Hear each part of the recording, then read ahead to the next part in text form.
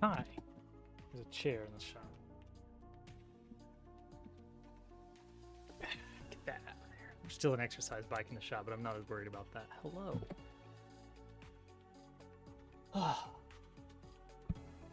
Friday has arrived, and now it is time to do some magic here.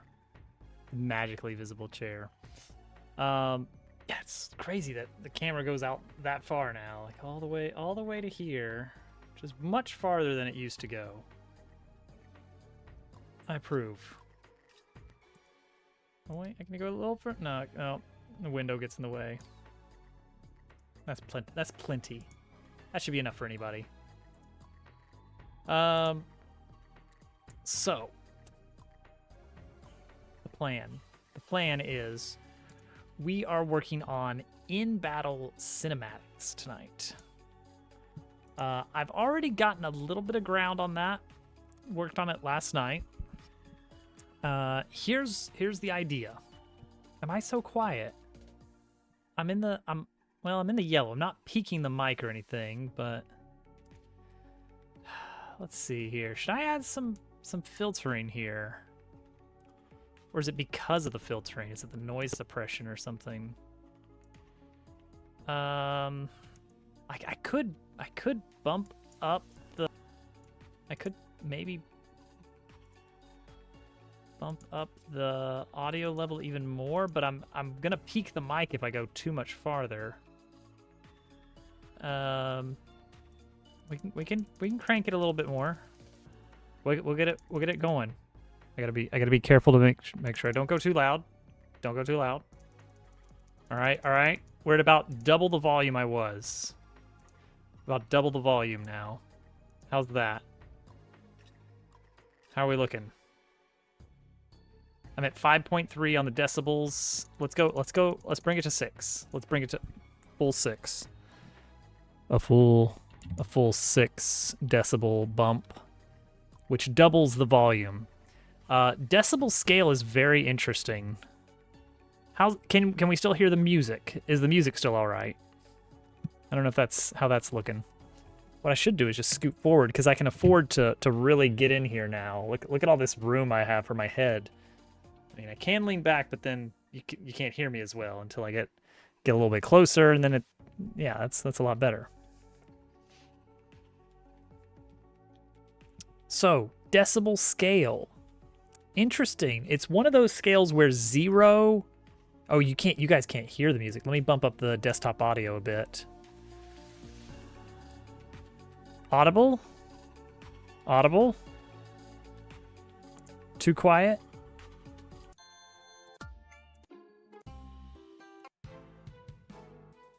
Anything? I can crank it. How's our balance? We're gonna figure it out, and then we're just gonna leave it there forever and never touch it again. That's not accurate, but still. Hopefully that's better. This is probably not the best posture for me. I need to get something a little bit more viable. It's still sort of quiet. Okay, I mean it should definitely be quieter than my voice, but all right, let's mess with some things then.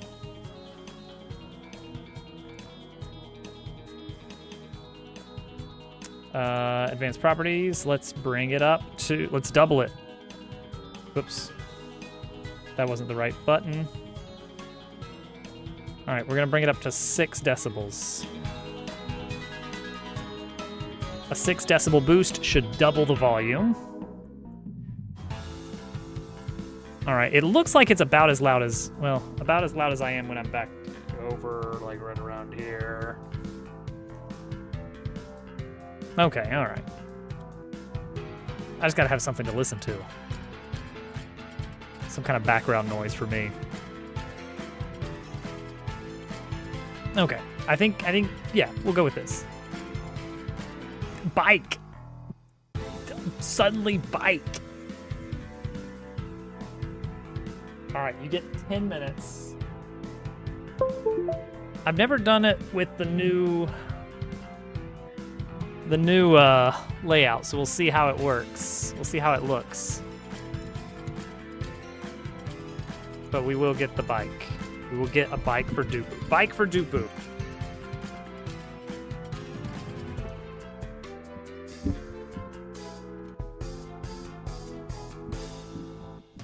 Oh wait, I need to plug in the bike.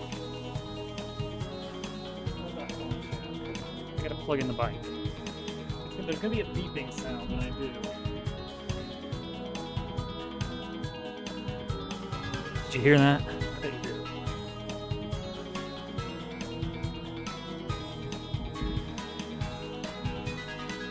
There we go. Bring on the lizards. Bring on the lizards. Alright. So. No, it's fine. It's fine. Don't worry about it. Alright. Turn on the derail icon there.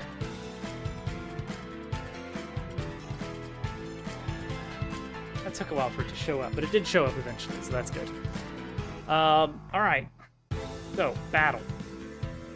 Let me try to explain that. No, wait. No, you're not getting out of the ECZ. We're going to talk about the decibel.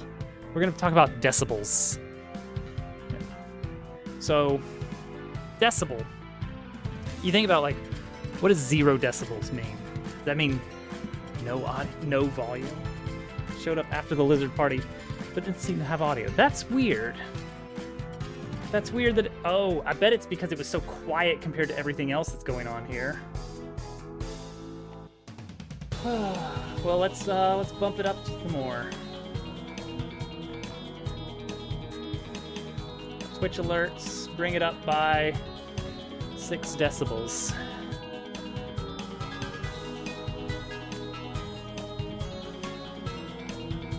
So 6 decibels is the magic number. If the number of decibels goes up by 6, that means that the volume is twice as high. We got all kinds of redeems. Sure, bring out the lizards. Bring in the party lizards. Bring them in. Here they come. Ladies and gentlemen, the lizard battalion. There they are. Our boys in green and purple and blue. Yeah, we got derailed already, Al. Dupu swooped in. He swooped. Alright. Now redirect your attention to the center of the screen where there is code. I don't know what the face buttons A, B, X, Y do. I'm assuming A is spacebar. But I don't know about anything else. Sure, it's fine. So, here's the idea behind the system for cinematics in battles. Our battle manager now includes a new object called the battle script handler.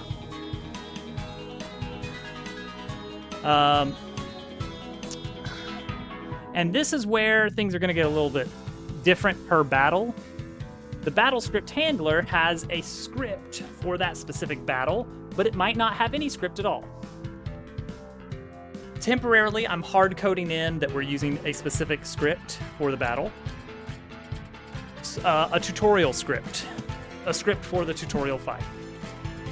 Now, typically I'm using script to mean like code, but in this context, I mean like a play, like a script for a screenplay or something. It's a series of things that should take place specific to this one battle.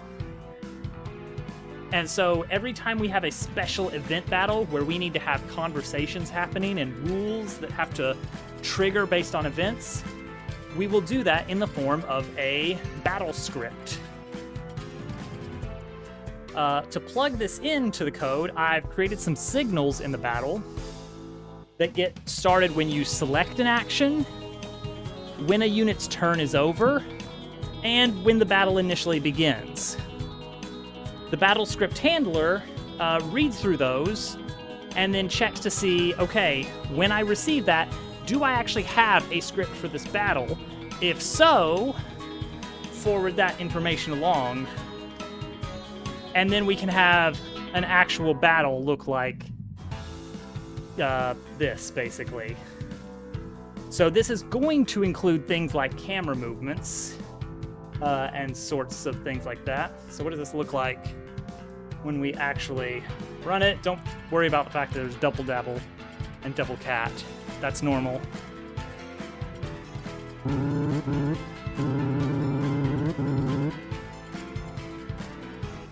Click. No, wait. Spacebar. No. Oh, there we go.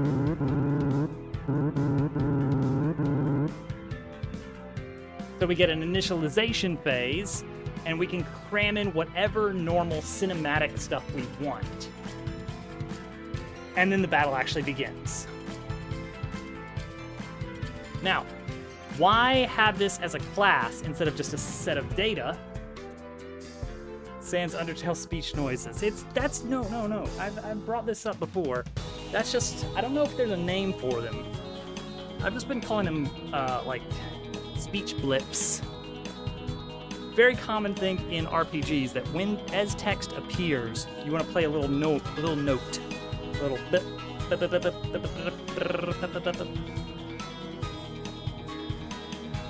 Yeah, I posted about it online, and I didn't hear anybody tell me straight up like, oh, actually, yeah, it's called this. So I don't know what it is, but yeah, I'm sure there's an official codified name for it. Banjo-Kazooie possibly introduced, don't cite me on that, but definitely had a system wherein every character had their own voice. Instead of just being a short that got repeated over and over, or like if you think about like even like Mario 3, when you go to the Toad House and it says choose a box, its contents will help you. As the letters appear, you get like a. So I mean, it's an old, and you know that's not the voice grunting. Okay. I would say that's more akin to what the Banjo-Kazooie style is versus like the original Final Fantasy, where it's just like, this is just a note being played. Because Banjo-Kazooie made an effort to make not just a little noise play whenever a letter appeared, but specifically they had a short sound clip representing that character, and they would change the pitch so it was also sort of a talking sound. So Banjo's voice was, you know, their sound clip was just a, but then when he's doing a full line of text, you get this,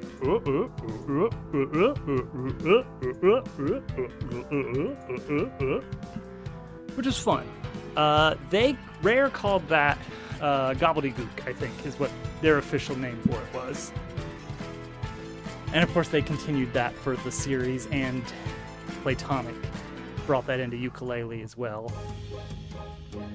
And there was absolutely no news about that.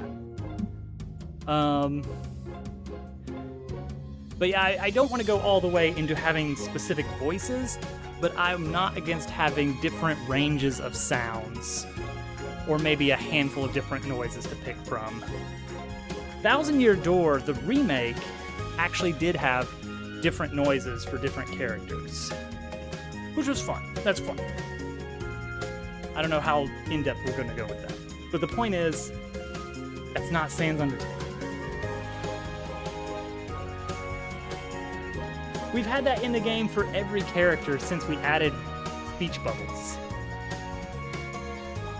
It really did. It really, really did.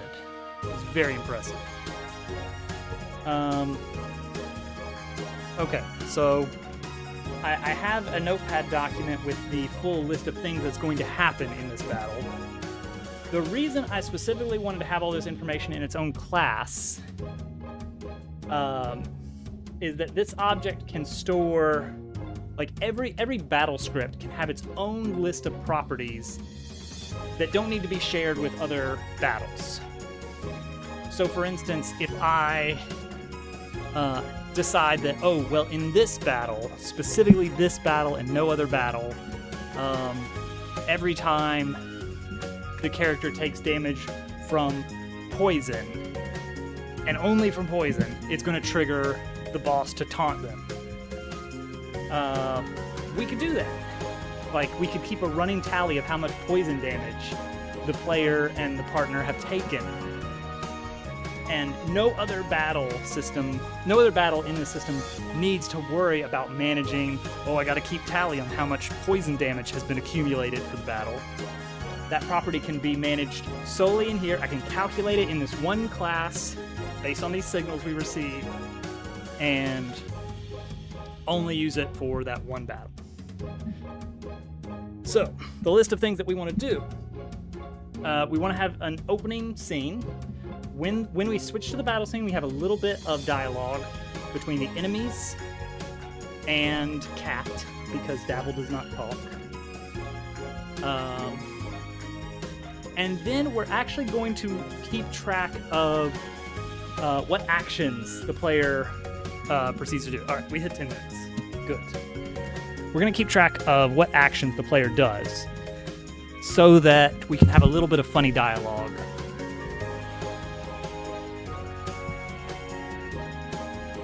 Because Dabble has the ability to deal no damage. It's not outright a skip turn, but it does deal no damage if you choose to do the spring fling attack, and then you just fail the action command. That will deal no damage. So we want to avoid that happening, but we're not going to, I guess, force you to do other attacks. So we want to have the ability to check, like, you know, you finished an attack and did 0 damage. Let me jot that down. So that kind of stuff. Let's see, what else?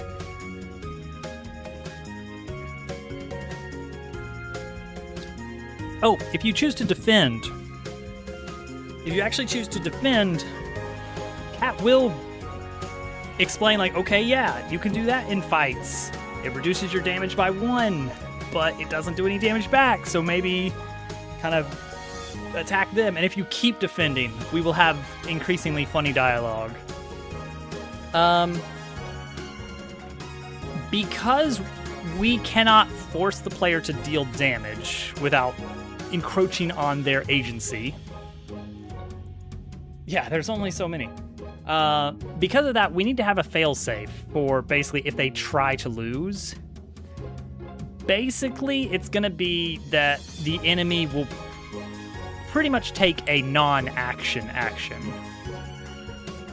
Like, do you remember in Earthbound, when an enemy would sometimes just not attack, but it would have a little flavor text of, oh, the enemy is sizing you up. We're basically gonna do that. And we're gonna have a lot of different ones that can cycle through, like, I don't know, 4 or 5. Hey, Abram. It is going well. We are making good progress here. We are working on combat cinematics. So we're gonna be passing some signals into this basically single battle scene play script that tells the battle, like, oh, if this condition happens, then pause the action and do this cinematic. And that cinematic could be anywhere from have this actor say a line, or move the camera to here, or move this person into the fight, anything like that. Yeah, Gary Larson. Everybody knows about the Thagomizer, right? We've all seen the Thagomizer. Everybody knows about cow tools. We're all over 30 here. Okay. So we want to have an action for when you defend, and then we're going to maintain subsequent messages for when that happens. So we're going to have an on defend.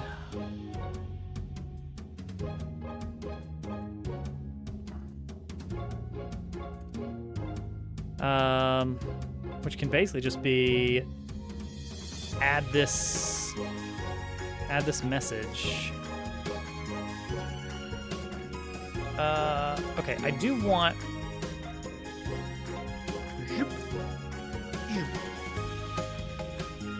Let's have rat 1, rat 2, and cat be higher scope so we can reference them easily here. And then we're going to do this, and then say that cat will say this if you defend.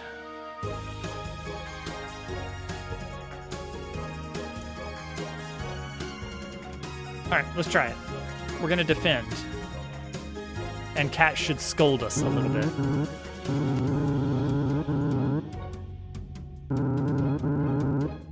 I need to have a way of moving the camera as a cinematic thing. All right, so we're gonna defend. Can't escape.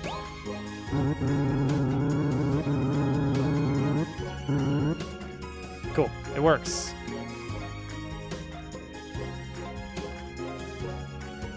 Uh-oh. Uh-oh. We're stuck.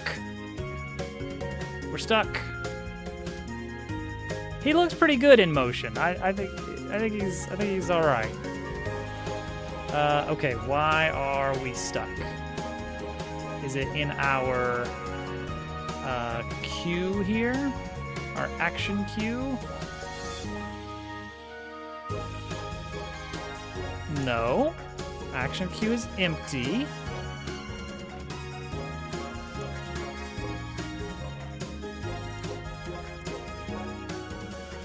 Okay. Show dialogue finishes.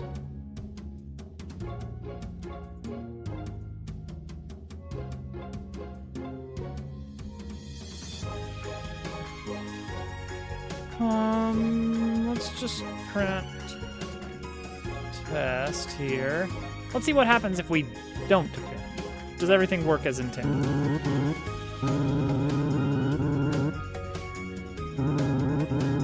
Yeah, see right here, it's like she's covered up by the text box. We want to move the camera back. Okay, so.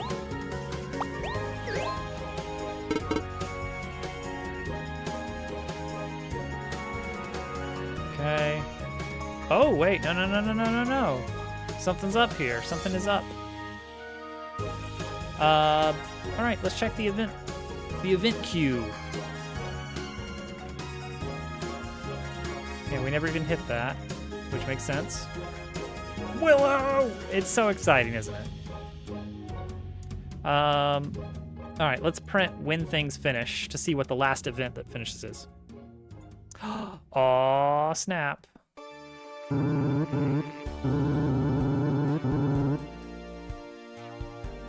Now you're doing the like a 2-frame, like open mouth, close mouth, basically, right? Like a talking frame and an idle frame. Yeah, that's probably with like PingTuber software. That's the way to do it. Captain, welcome aboard. All right. So after this, it seems to freeze. Okay, enemy side turns just finished, and then nothing happened. I think I know what it is. I know exactly what it is. I added... This is our Grandmaster list of events that happen. You don't know how to do... You don't have to do the fancy stuff. You don't have to have anything on screen.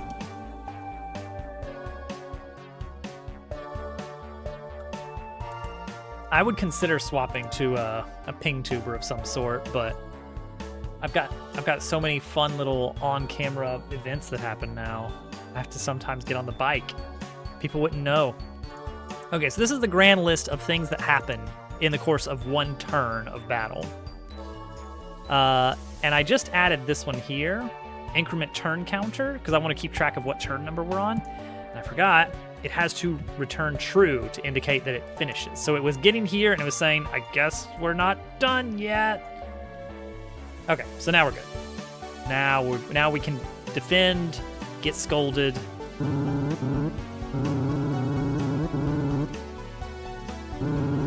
Oh, jeez, Willow. Oh, finger slipped. Willow, thank you for those 5 gift subs. Going on to Lincoln, Cerebral, Captain Nosa himself, Fash, and TJ. That button keeps getting you. Cam, you are now officially aboard. Enjoy those sub emotes and ad-free viewing. Incredible. Look, it worked. Okay. Defend. Enjoy that lizard party.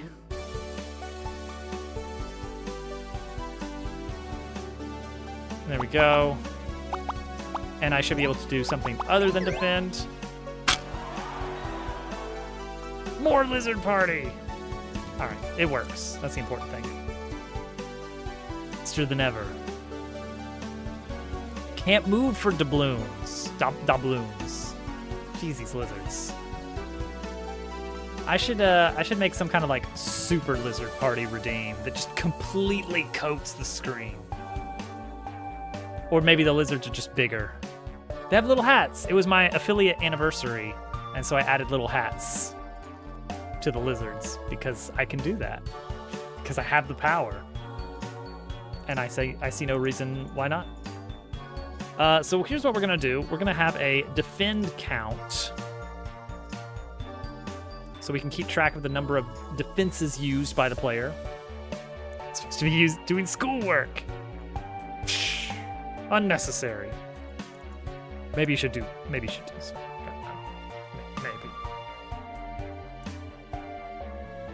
Okay. Defend messages.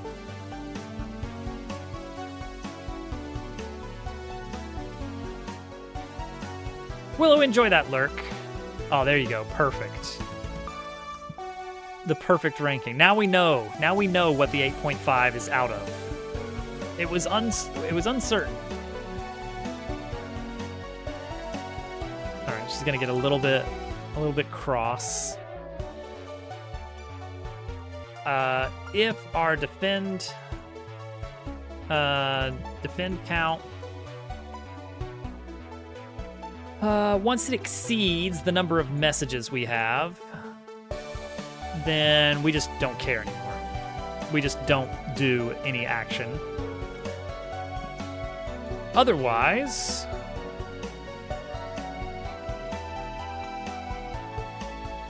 we're going to use the defend count.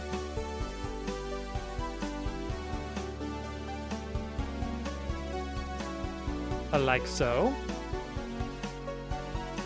Lizard party. Okay, so now she should say different things based on how many times we've defended. And after the third defend, she won't say anything.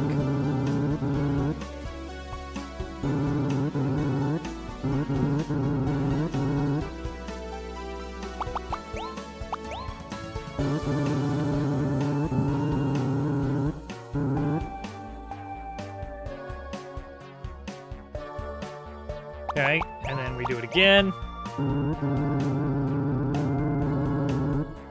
Perfect. Oh wait, let's add some.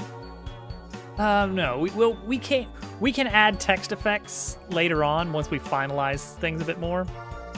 But that's fun. That's fun. Okay, and then we're defending, so he can't hurt us. And then we do it again, and she has nothing to say. Perfect. I love it. Let's see here.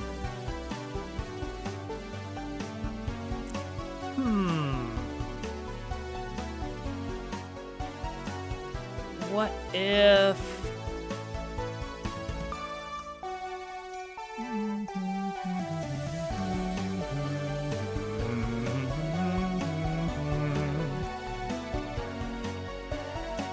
Okay, so we want to keep track of how much damage or how much health the rat has left.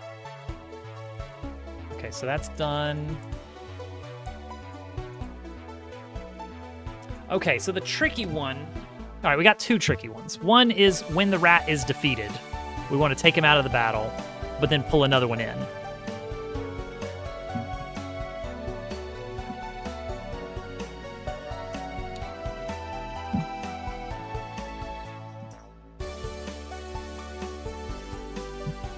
So can we do that? When does the win condition? When does the win condition happen? Oh, it can happen right after process battle events.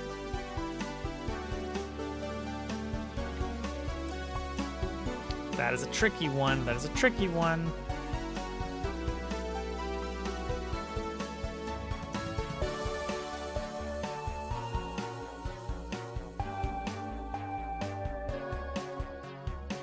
I am interested to see, can we intercept the end of a fight with this?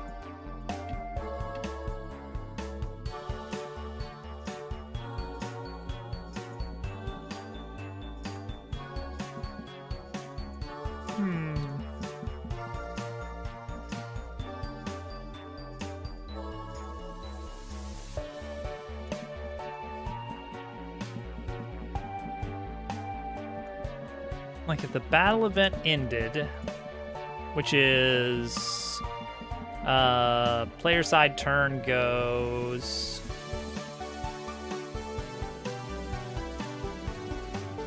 it might work, it might work.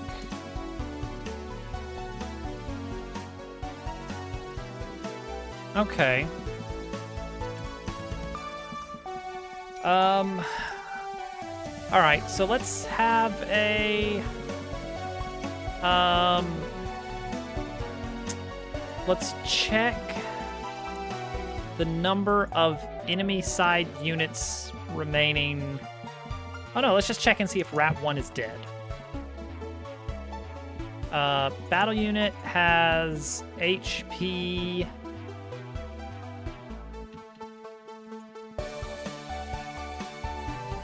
Has an is dead flag.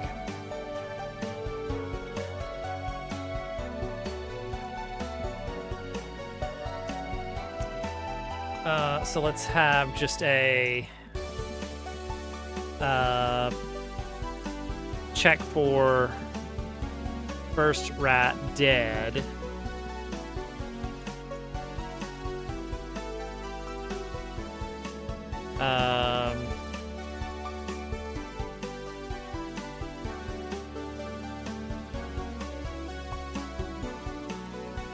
Okay. If reinforcement's done, then don't do this. If rat 1 dot what is this called again? Is dead. Is dead. If rat 1 is dead, then let's set the flag so we only do this one time. And then we can do a little cinematic with Rat 2.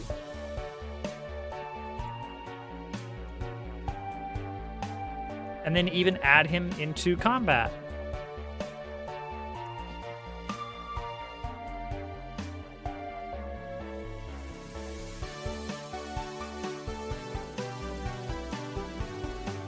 So we'll put him in combat. He's not really in the right spot, but that's fine. Same with Cat.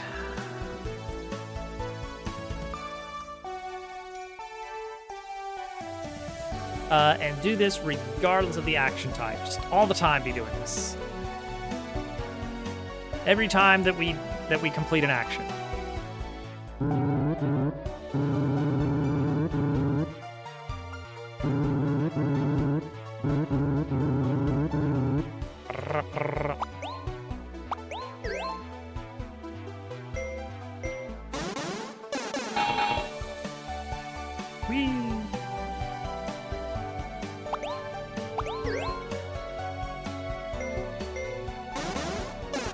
Pew pew, pew pew.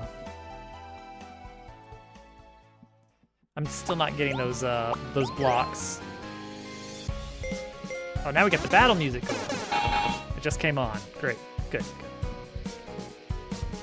The music is not connected to the game right now. I mean, it is, but I have the music turned down on the game engine. All right, let's see what happens. Does the battle end?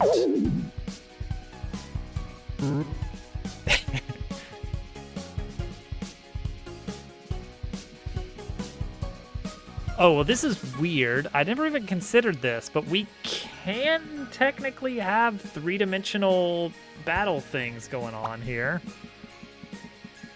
Weird. So Cat is also in combat right now. No, she's not. She's apparently not. Oh, wait, yeah, she is. This is her turn. Okay, okay.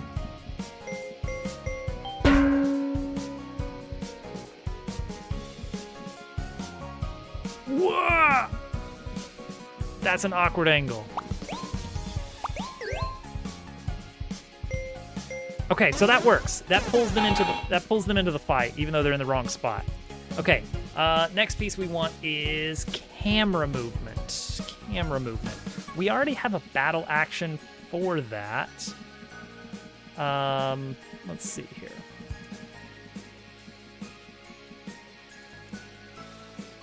What does that look like? Set camera target, which seems like it kind of flies a little slow. Battle camera handler. We have a battle camera handler? Let's see here. How does this work?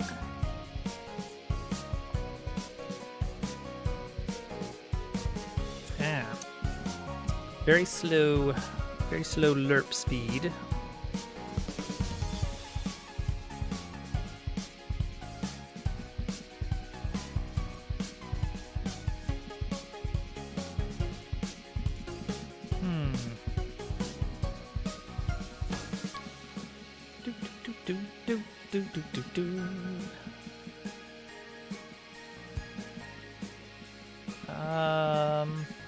How can we fix this?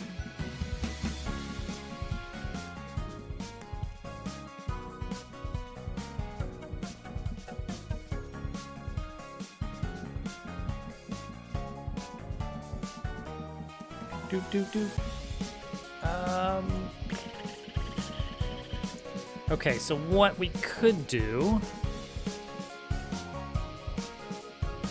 is make target position this, and then that happens, and this can happen, I guess. Do we have accessor methods in GDScript?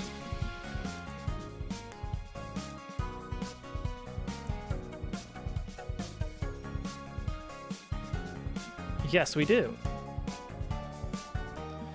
Okay. You just give it a colon and then a set. Okay, okay. We can do that. So if you are setting the target,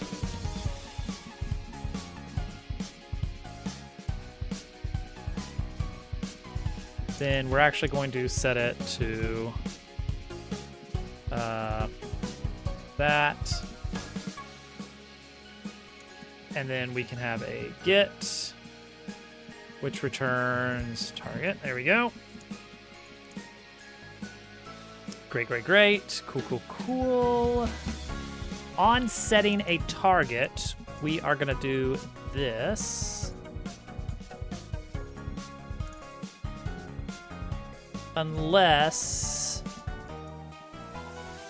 value is null.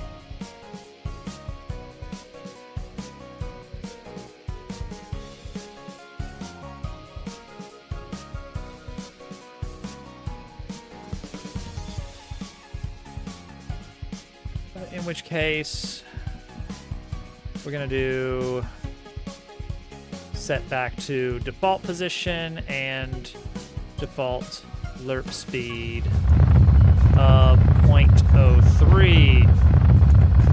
Oh, we got ourselves a raid. Welcome in, Thornity. Hi everybody, welcome in. I am Dobbs, and we are working on a Paper Mario-like game. So welcome in. Thornity doing game dev as well. What are you working on tonight? Tell us about it. I need to probably turn the sound effect volume down on this. Don't worry about the fact that there's like 2 protagonists here. That's normal. Yeah, tell us what you're up to. Although if you're coming in from a long raid, might need a break. That is also, of course, encouraged. But if you got a chance, I'm sure the people here would love to know about it.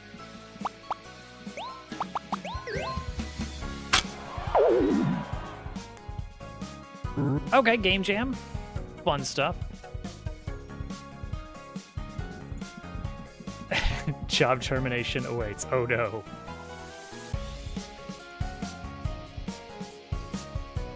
All right. Our task tonight is in-battle cinematics. I mean, you know, cinematics. It's not like these huge, sweeping displays of amazing cinematography, but just combatants talking during the fight is something we've got to add in. So that's what I'm working on tonight. I've been working on this project for about 6 months or so, maybe coming up on 7 months. Battle engine is pretty much in place. It's mostly just we have to make a million things now. 100 different rooms to go in, 100 different enemies to fight, 1,000 different conversations to have. You know, typical RPG stuff.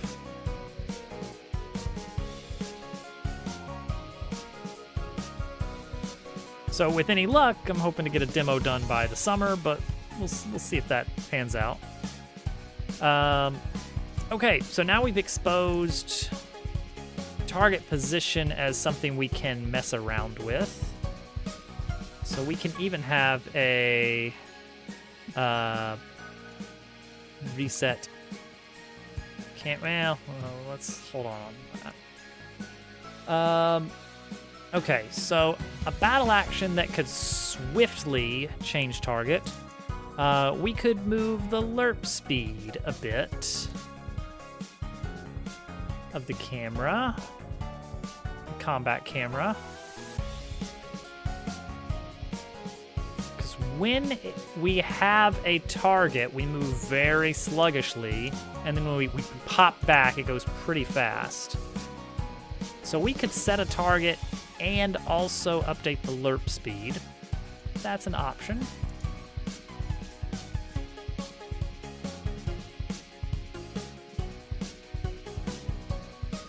Or we can just edit this directly. That's not a terrible thing to do when we're doing this.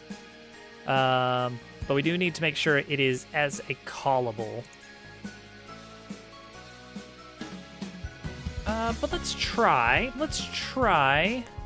Battle manager dot battle actions set camera target. Since we have it anyway. Focus on cat. Find that. And then set it to null? I guess we can just say null here. Let's see what that looks like. All right, so we got our first little message. Yeah, this is the problem, is that it's a very slow pan. So alternatively,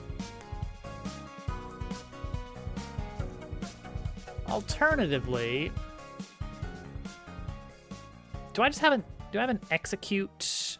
Yeah, I can just do a generic do this lambda. Actually, I don't even have to make it part of the normal battle system. It could just be a function bind. Actually, I could have a focus cat function right here that basically does this, and then a reset camera which does this,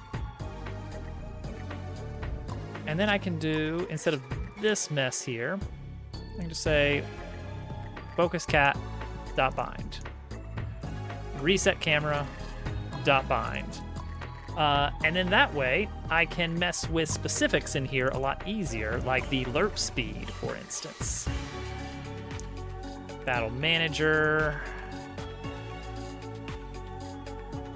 dot battle camera handler. Then we can mess with the lerp speed right here to 0.03.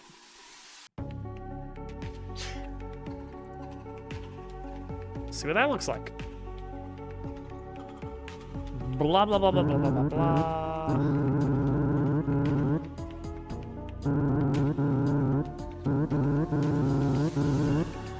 It's still a little slow, isn't it? And I do need it to wait slightly.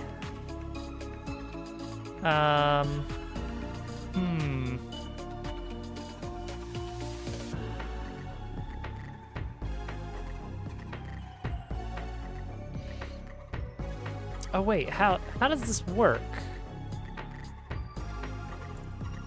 Don't conversation steps... It's a whole conversation. How does a conversation queue... How did we set this up?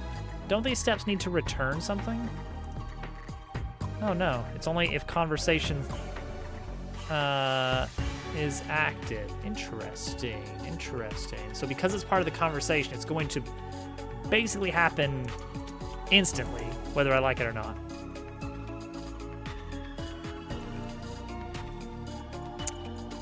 Which is fine. You can see this. It's not great. That feels super slow for a lerp speed of 0.3. That should happen almost instantly, it feels like.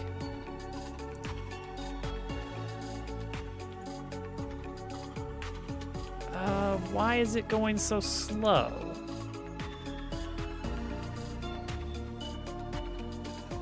Let's try this. Just print the lerp speed for me here.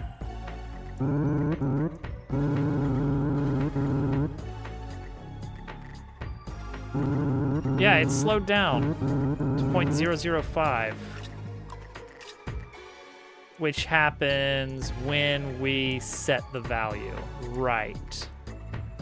Duh. So we have to change it back here. All right, here we go. There we go. I want snappy camera. This is gonna be too snappy.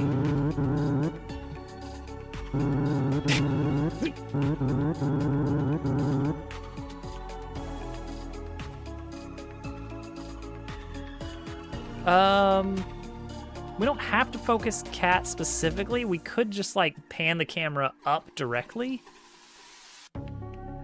I don't know. Alternatively, we could have the dialogue box be at the bottom. That might be better than this. I'm pretty sure I built a system for that in the conversation handler. Where is that? It's the dialogue box code. Let's take a look at this dialogue box code. Target position bottom is at top. Is at top.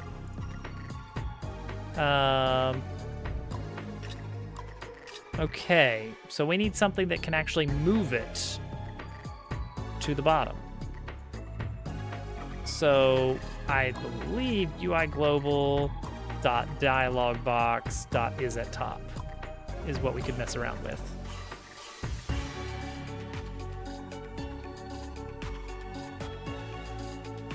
So what would that look like? UI global dot dialog box dot is at top equals false dot bind. Does that work? Can we? Is this syntax okay? Seems all right so far. Let's see what we got here.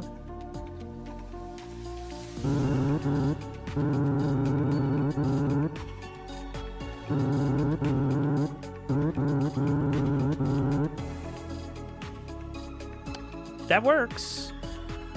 What I don't love is that the rotation of the stem is not doing what I want. Where is that? Stem container, stem rotation. Oh, it's just not very long. It's just not very long. So what if I scaled this? Like, can I scale it and make it? I still can't see it. I still can't see this thing.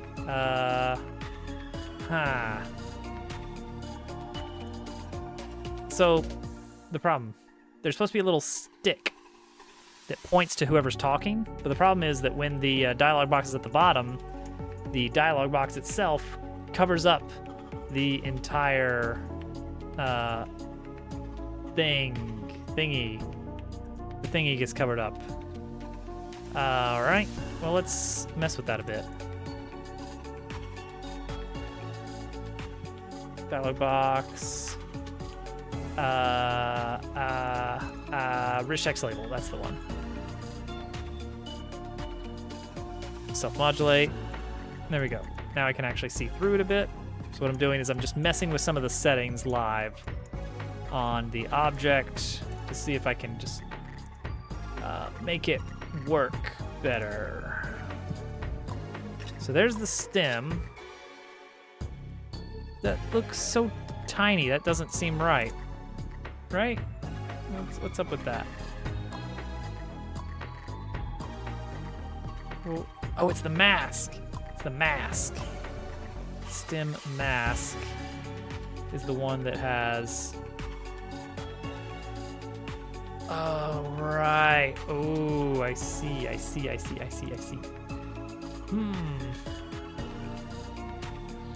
All right.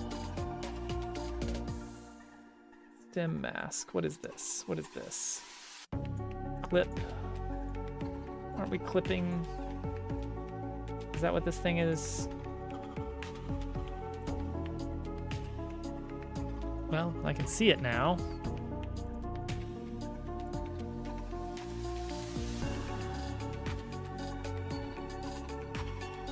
Doesn't look right at all. Should be pointing up there.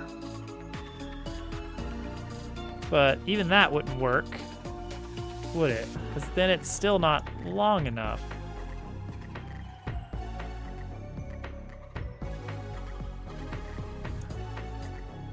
All right, hold on. Let me puzzle this out. This isn't huge, but this is our one task for the night. Is this little cinematic for this battle? So I think what we want. Why would it point that way? I know why it would point that way. More art. I mean, if we have time, we'll work on more art. No, I think it's the way it's calculating the angle. I think the way it's calculating the angle is it's measuring from where the dialogue box normally is, which is up at the top. So we need to make a change to that bit of the code. So dialogue box code, which is a mess, if I'm being honest. Okay, we have a source actor. We know where the actor is located. We know where we're pointing to is a little bit above their feet. Do I want to... Do I, Willow? Do I?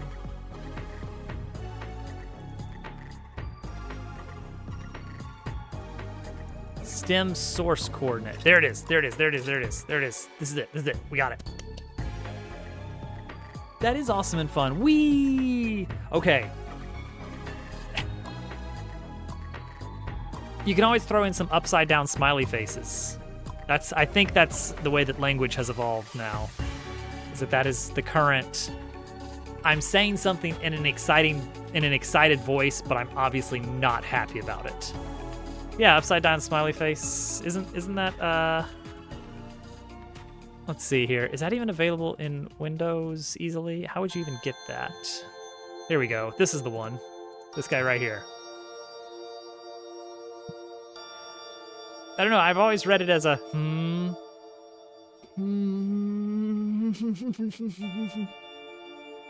like I'm dying inside, but I'm putting on a happy, brave face. Okay. In college, you can just copy paste it. Use it whenever you. That one's free. That one's free to use. Yeah, I have no idea how you do that on like mobile or anything.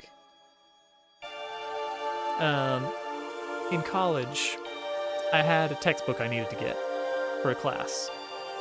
It was very expensive, but I found a copy online on like eBay for a fraction of the price. And I was like, sure, let's get that. What I didn't realize is that it was shipping from the other side of the globe. So it was going to be like 2 weeks until it got in. I was like, uh-oh. Well, maybe the professor won't assign any homework using it. Well, the professor did. They did put in some homework, and I was like, uh-oh, I need access to this textbook, and it's not going to be here until 2 weeks. And so I went to the on-campus bookstore, I found the book, and I took a picture of the page I needed, and I left. And that was my 10,000 IQ play.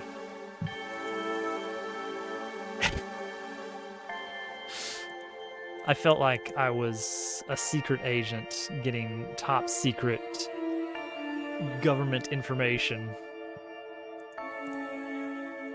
Stem source coordinate is obviously not that.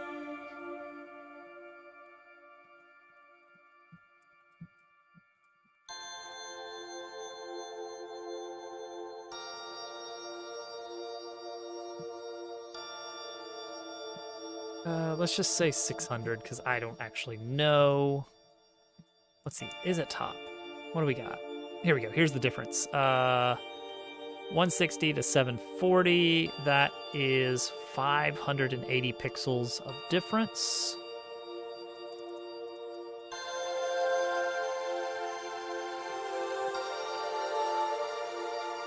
So let's do this.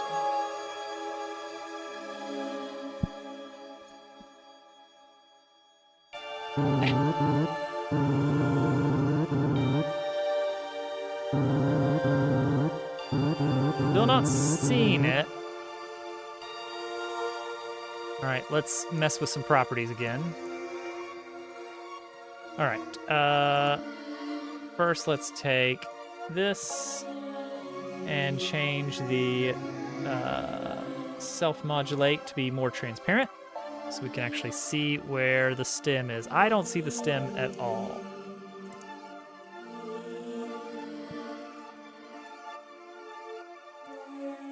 So let's remove the clipping on the mask. Well, it's better pointing, but not great.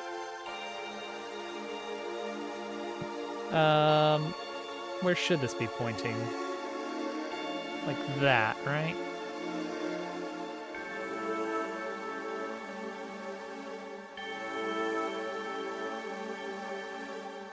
All right, so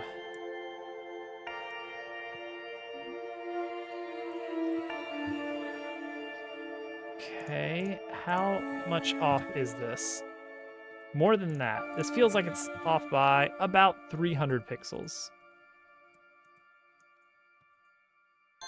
Oh, is that why?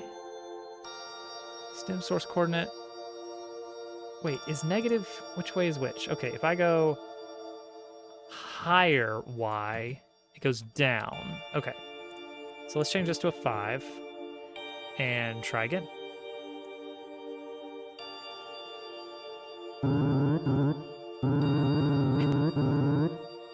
Is it a 40K thing, Theron? Alright, so there we go. Still nothing. But we're getting a better idea of how to see.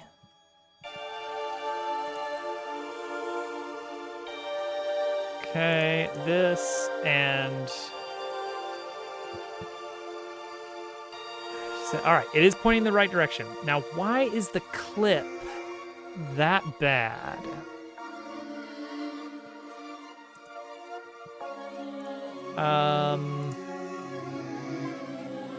What is this again?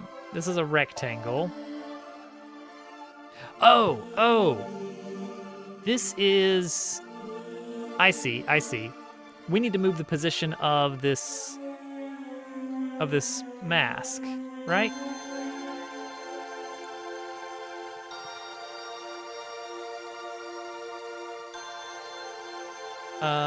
So like this? Yes, but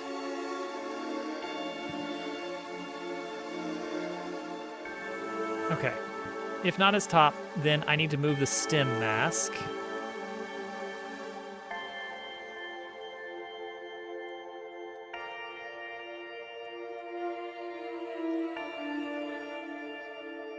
Stem mask dot position dot y equals, looks like negative a lot. Not quite that much. A little more. Wrong direction.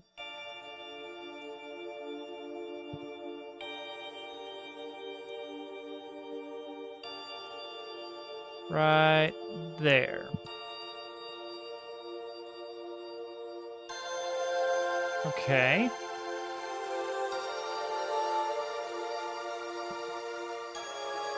And then the stem... Oh, boy. The stem container needs to move down a lot.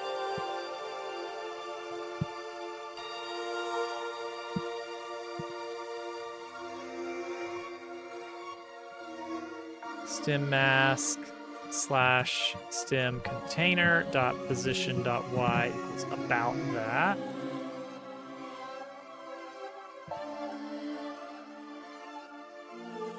Now let's see if the rotation works correctly.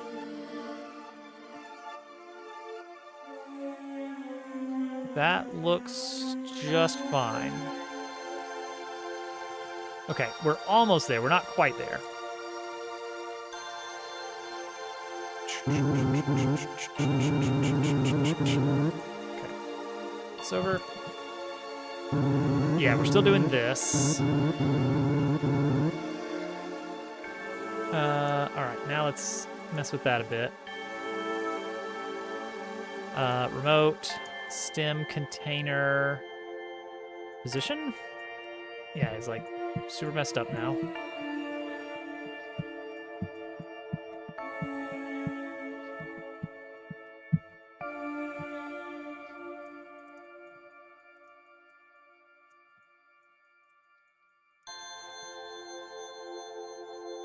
Some container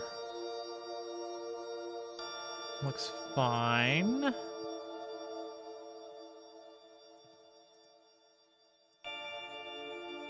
Okay.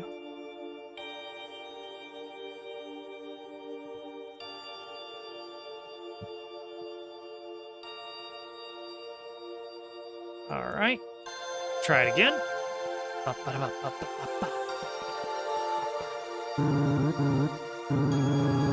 Just gotta get this bottom text working. Better. Coming up with a little bit more pointing up, so give me this like 500. I don't know, that seems like it would imply that this takes place in the Star Trek universe, which is not the case.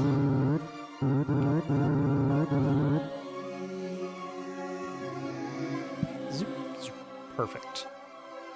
All right, we did it. We fixed that part. Now then. So now we can have this stuff here. Does show dialogue have an option for... No, it has an option for choices. That makes sense. That's fine. Okay. So now I've got our introductory text. We want to make sure we... in due conversation, move up the is at top flag up there.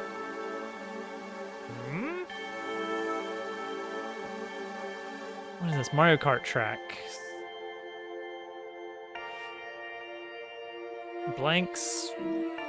Blank. Mr. Toad's Wild Ride. Hey, Slav, welcome in. We are making some progress tonight. Oh, you didn't see... Oh, I wonder if Willow got completely auto-banned. Yeah, probably just Twitch Mobile. I can still see her messages.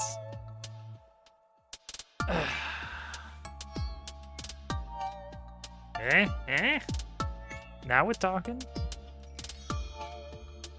No, you're not, Willow. Al's mobile is bugging out, and he couldn't see your messages for just a little bit.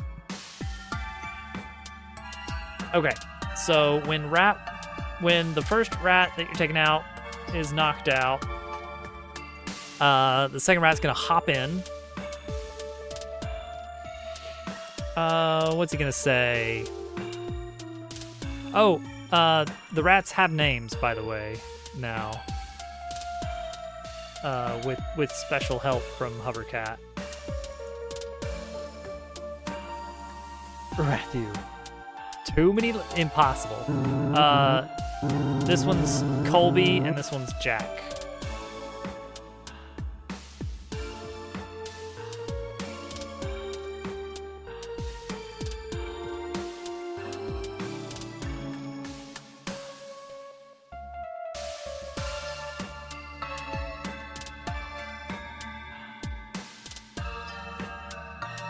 Because you see.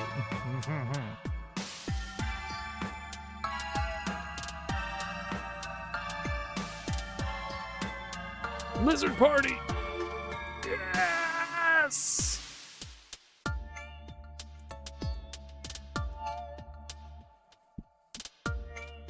Let's give. I need Jack to give a vaguely threatening, but rated E for everyone statement.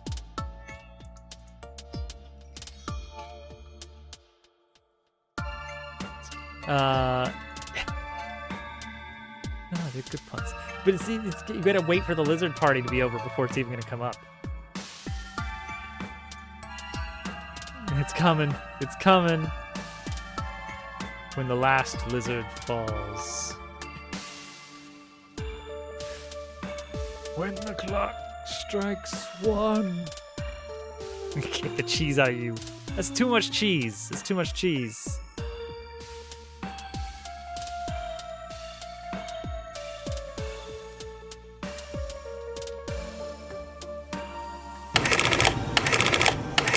I'll turn you into. So Paper Mario had a. I'll turn you into confetti, and I don't even feel like that even has to be a paper thing. But I like turn you into. But he's a robot. He's made of metal. Scrap sounds too easy and cheap of a threat. There you go. Al's thinking. I'll turn you into an antenna. Something like that. We might use that one. It feels like a little bit of a mouthful. Into a new pair of shades. He's not shades material.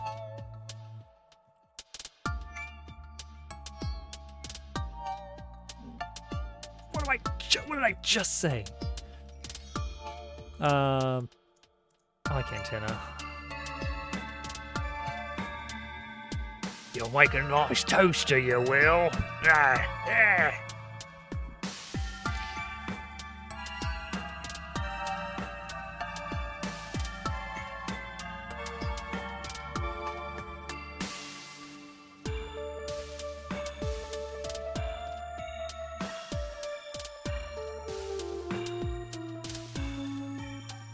And let's do a end of message there. All right. So that pulls both cat and rat into combat.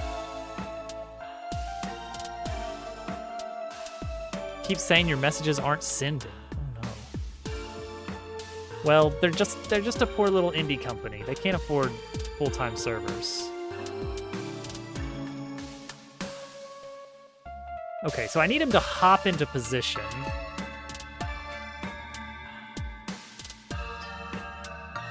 So that I can do pretty easily with battle manager dot battle actions dot.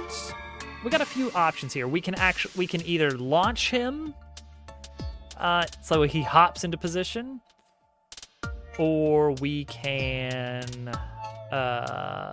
just have him walk there. He'll probably just walk. Odd question. I'd prefer even, but we can do an odd question. Let's say 50% of the time. Move actor. At regular speed. Find rat2.actor moves to, I already stored it, rat original location. So he'll be back into the regular order. A comic strip or comic book to go along with the Dabble game universe. Willow, did you know there is a Dabble cartoon?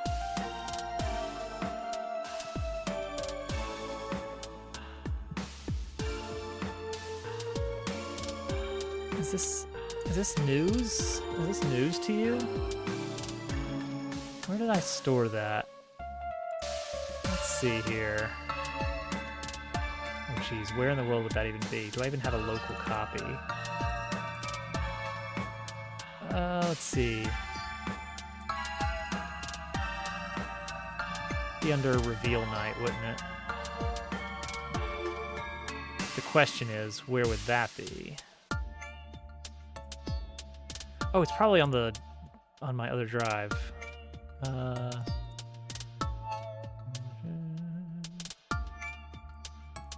Never heard of Dabble till the... Well, okay, so there's two Dabbles. It's very confusing.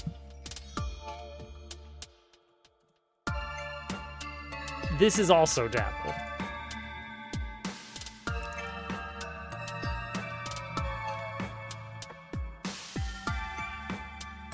There's lots of Dabbles floating around. It was the Direct. It was the Dabble Direct. Or I guess it was the Dobbs Direct back then.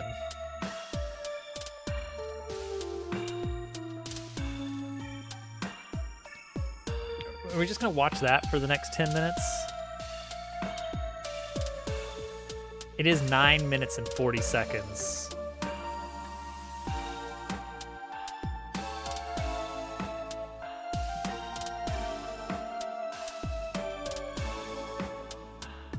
We could do that. We're allowed to.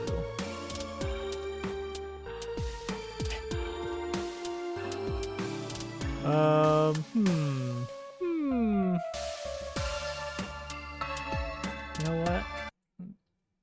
No, that's a derailment. That's a full derailment.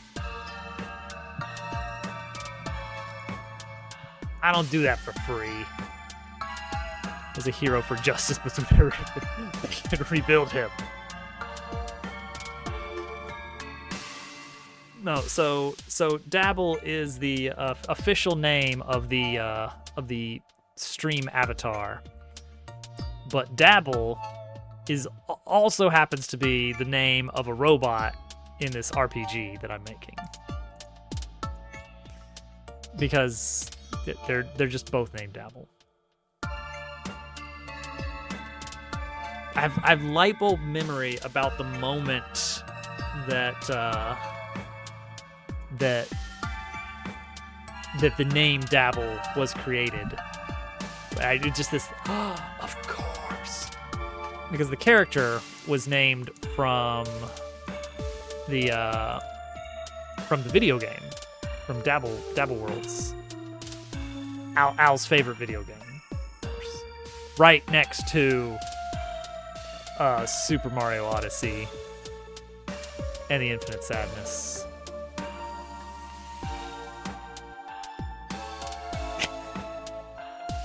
That thing you said. Do that thing.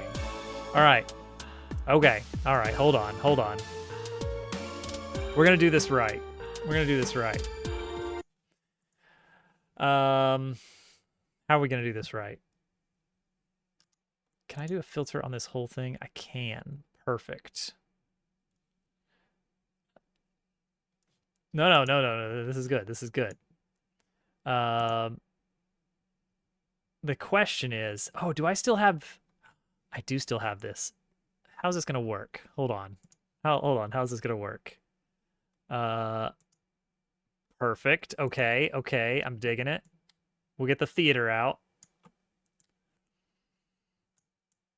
Except it's facing the wrong direction, but that's okay. And then we will... There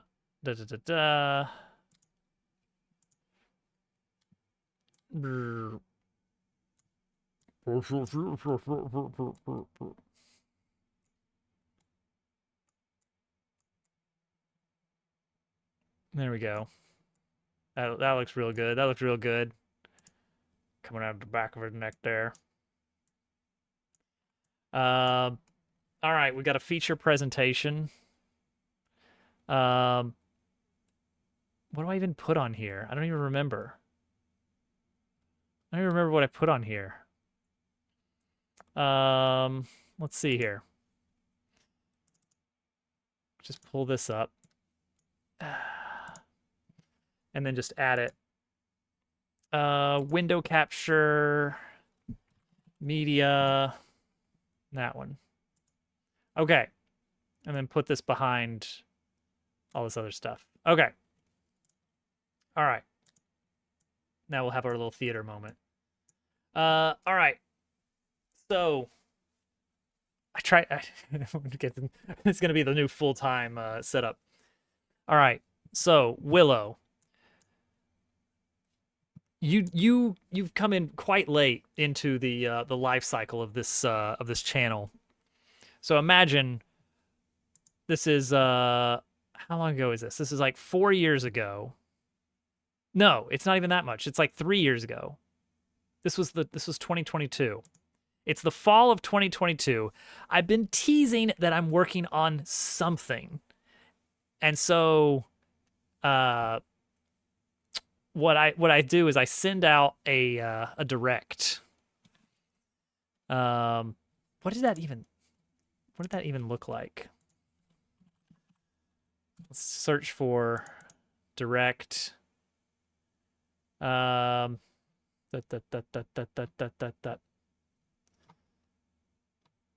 don't know. There was an announcement and everything. It was great.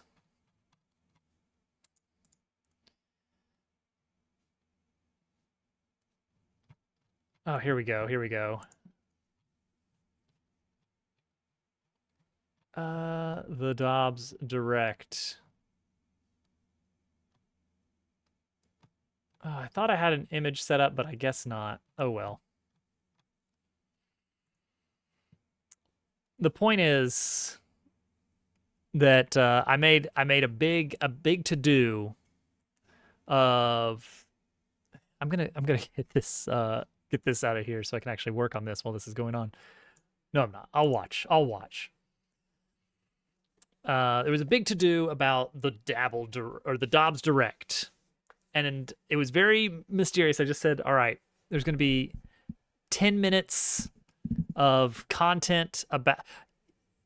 I'm tempted to pull up the one that had. I wonder if it still has the chat messages from that stream. If I've got the highlight saved, you know. What are the chances? What are the chances? Well, hang on. Let's see here. Let me mute this. Because I could pull up a version that has... do we want to have it? Yeah, it's still got chat saved. Should we do that? So we can see the old chat? Why not? Why not do that?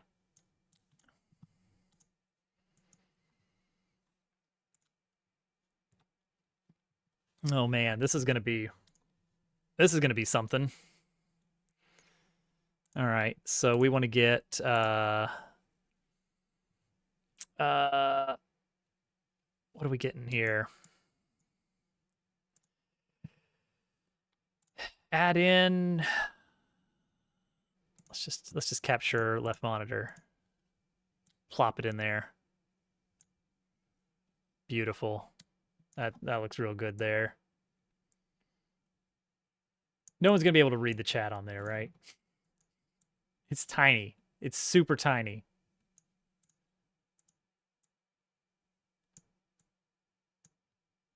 All right, we doing this? I could probably zoom in if we wanted to really actually see chat. There we go. How's that look? How's that look, everybody? We're settling in for 9 minutes of this, so I hope you're excited. We're gonna take a walk down memory lane from 3.5 years ago. No, 2.5 years ago. Okay, it's visible. All right, this was in the middle of a Mario Maker stream. Look at this young whippersnapper here. So full of life. Banner at the bottom. New game announcement tonight. So the stream halted for this moment. Everyone was going crazy. Let's see if I can get the volume set up well. All right, here we go. This is what it was. In the fall, September 28th. Here we go. This was a world before any of the here we go.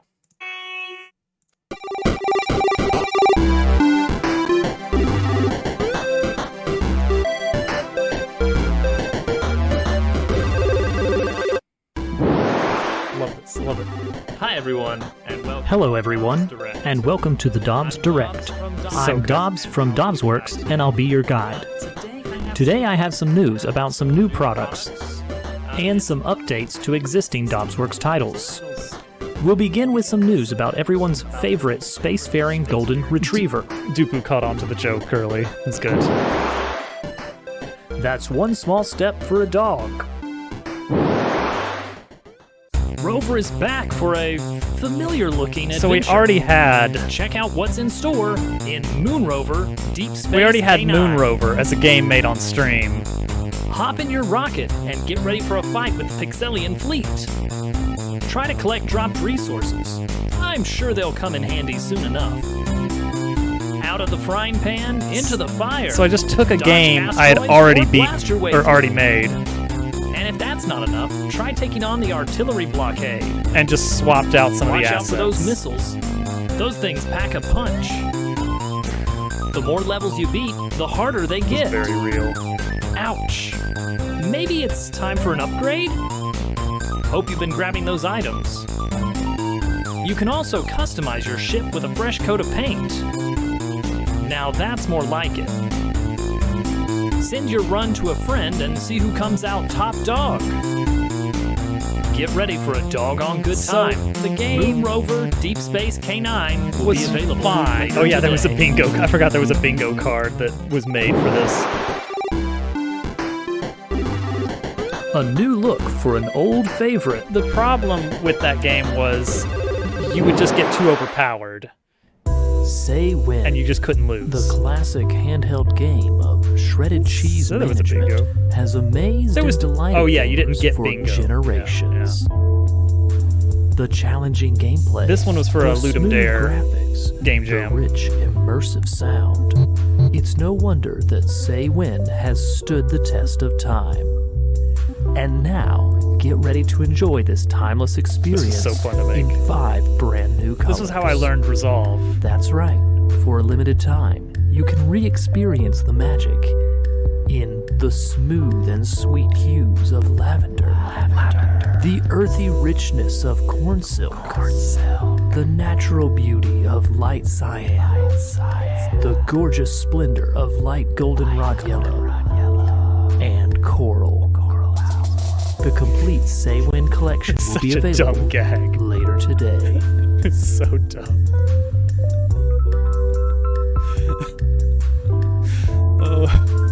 I probably spent more time making the reveal trailer than I spent making Dabblers. What could be on this old cassette?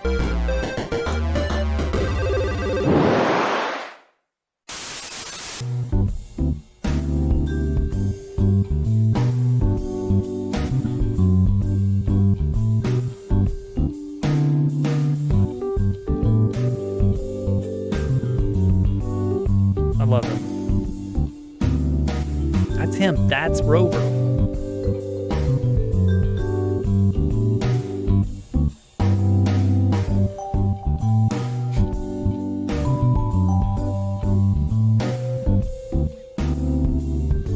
Not for sale. GQ was trying to market this as an amiibo just for his bingo card. Yeah, he has particular ideas. It happens.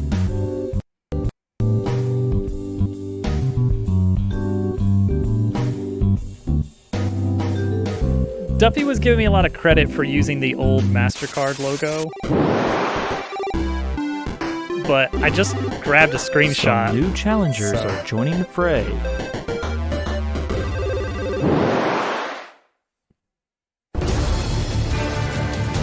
Does Willow even know about GDB?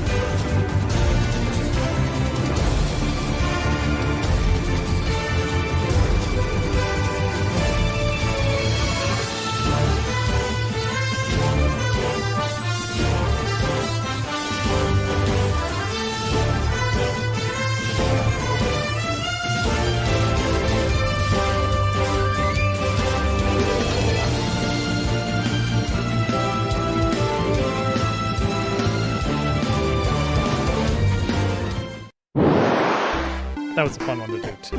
That was very That was very that exciting, animation wasn't it? in JavaScript. I know I'm looking forward to enjoying these games.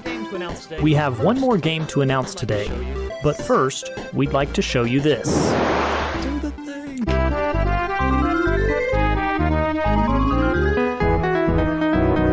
This is the one.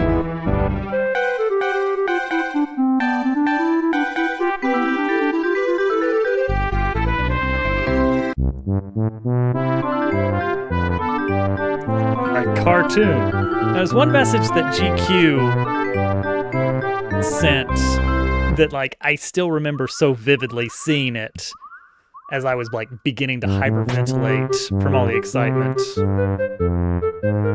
This was the second appearance of this pig.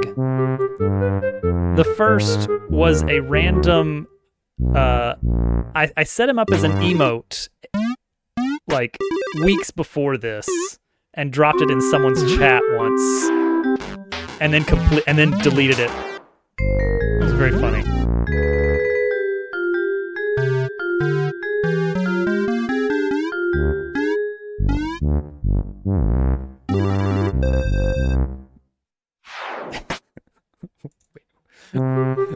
It's so good.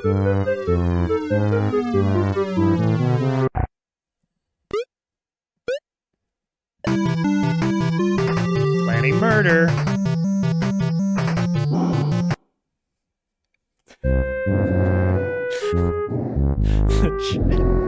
Chat loved the pig, and now he's gone.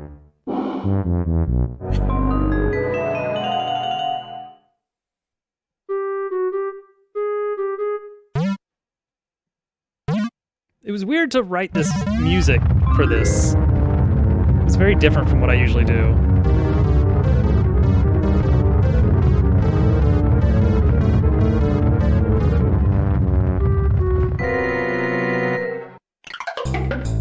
And then here's the moment where they're like, wait a second, what is this? Huh? Wait a second, what is this?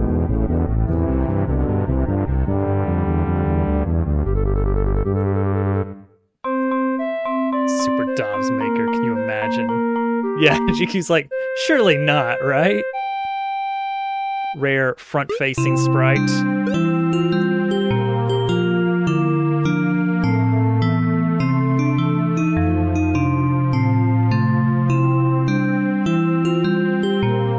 Alright, here we go. Get ready. Chat blows up at this point. It was so good. It was so good. And then for the first time ever, the grand reveal. Watch GQ's message here. I love it. Stop. No.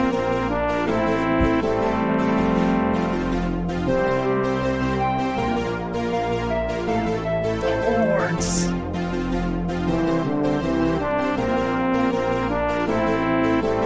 Well, that thick cord there.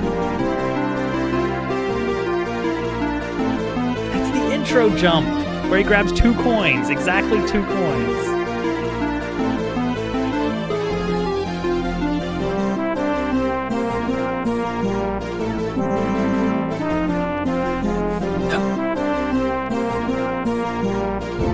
Look at all these very generic levels that I made for the trailer only.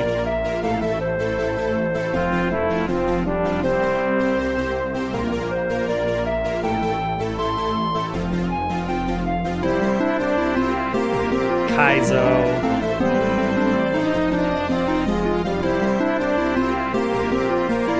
That last button doesn't do anything.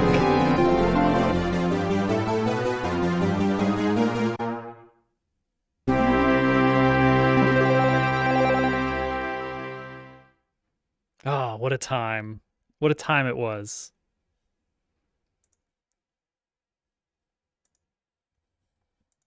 Oh, boy.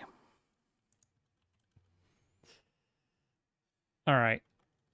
Undo all this. Bap, bap, bap, bap, bap, bap, bap, bap, bap, bap, bap, bap, bap, bap, bap, bap, bap, bap, bap. Simple as that. Oh. Not all that long ago.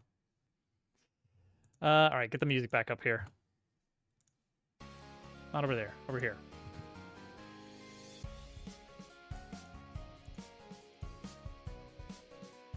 Oh, man. That was fun. We are all Dabble Worlds on this blessed day. That was so, like, I remember going through very carefully through what every single little bit of, like, every snippet I would show in that finale trailer. I went back and watched the Mario Maker 2 trailer, and I was like, okay, how many things do they show in every little 2-second clip? And it turns out it's a lot. So I was very intentional about what I showed and what I didn't show, and how much I showed in each section. Like, there was a significant amount of thought that went into the, like, showing different water levels in one area so that you would know, like, oh, wait, can you place water tiles? Or showing, oh, enemy stacks are a thing. Or, oh, what is that enemy? Or, oh, a door? What does a door do? Wait, auto scroll is a thing? You can do auto scroll apparently? All that stuff. It was all very intentional.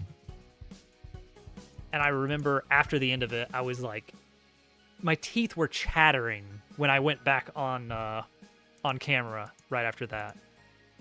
Because it was just such a moment that I had put so much of myself into. Finally getting to just show everybody what I had been doing basically in secret for months.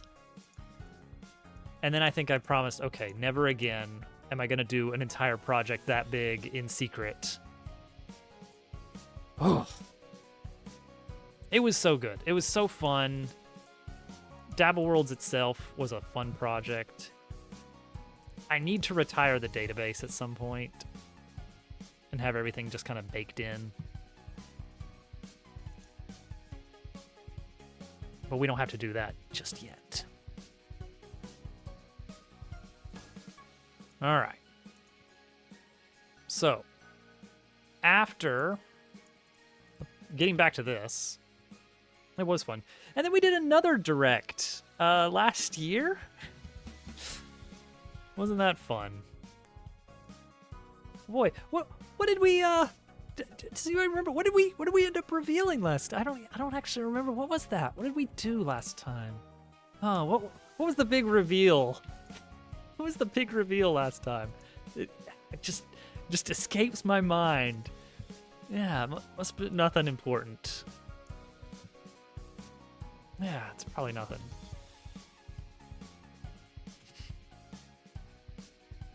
Yeah. I guess the actual big reveal was the Dabble Dragon update. Because that was the one thing that everyone had been asking about for years at that point. When are we getting the Dabble Dragon added to the game? Yeah, you know, the Dabble Dragon. I was like, all right, you want a Dabble Dragon? I'm going to give you the Dabble Dragon.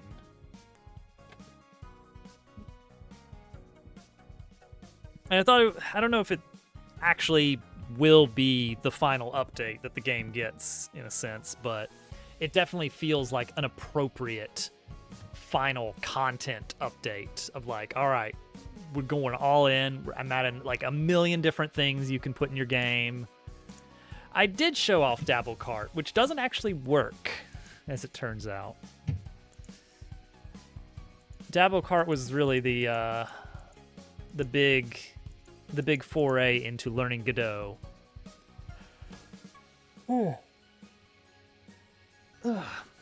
I guess also Ball Catcher Pro Saga, which was another dumb Ascended joke of a game.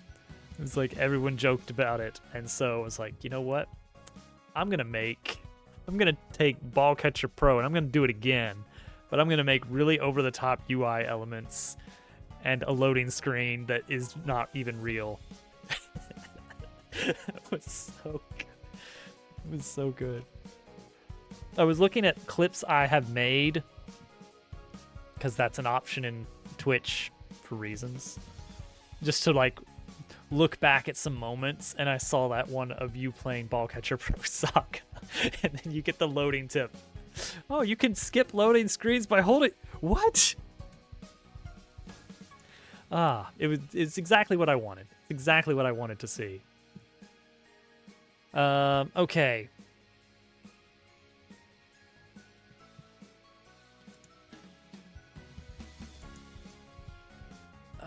All right. So when you kill one, and like, all right, I'll turn you into an antenna. And then Cat's like, oh, we have the advantage.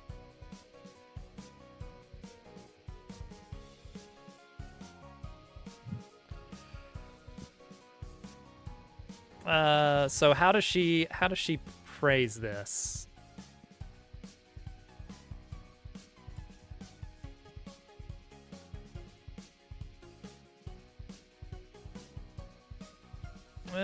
Something like,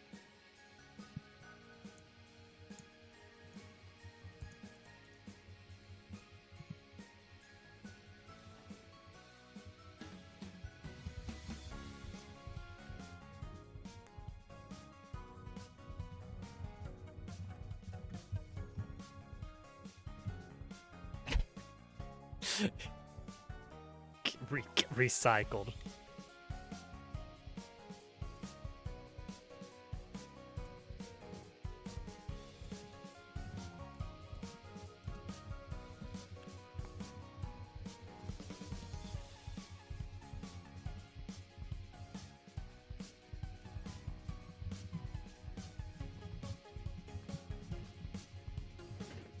Oh, payback's in order. It sounded fun. They really were. They really were a blast. It was a Dabble Worlds trap like never mind. Dabble Worlds was a game built out of spite because I have way too many hours in Mario Maker 2. And I just recognized so many issues with it. Like, Nintendo could do this and that. But they have to appeal to a super wide audience, so they can't do these things because it's got to be understandable by the dumbest person that plays this game.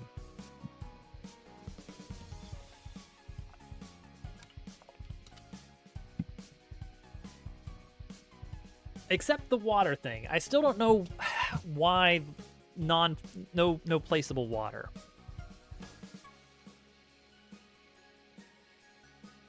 I'm sure there was some weird glitches. All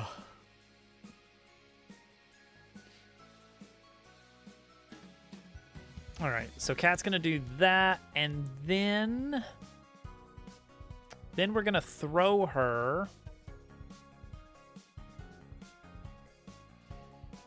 We're gonna change her is flying state. Right now, she's actually flying. Platformerly challenged.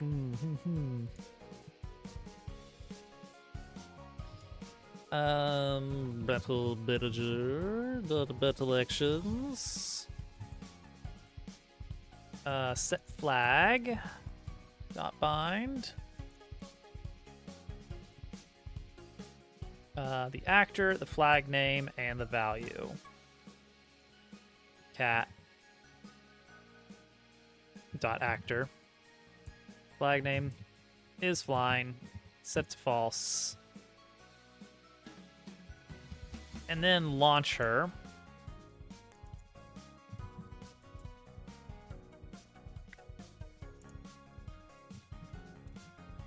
Actor and then target location. Target location is Cat original location. And then let's do a wait.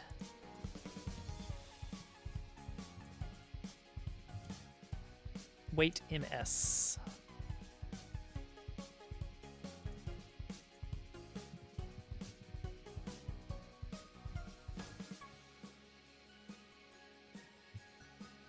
Wait for 2 seconds for Cat to land, and then carry on. To speed things along for testing,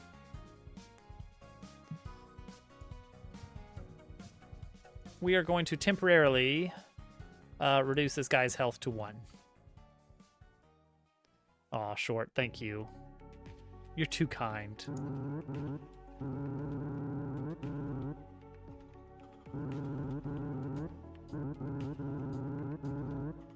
And we'll move her somewhere a little bit more reasonable at some point. Alright, then you attack. And then we should see Kobe!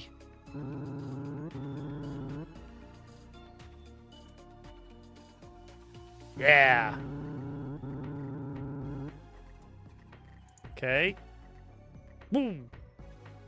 Oh, oh no, oh no, oh no. She's walking away. Why is she doing that? She shouldn't do that. Wait, why is she doing that? What?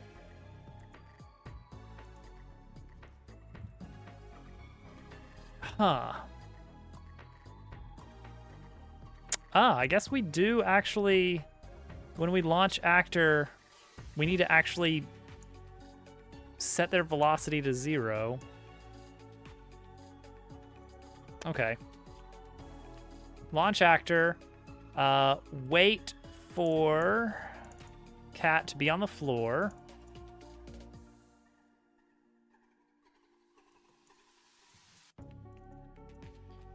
And then set her velocity to 0.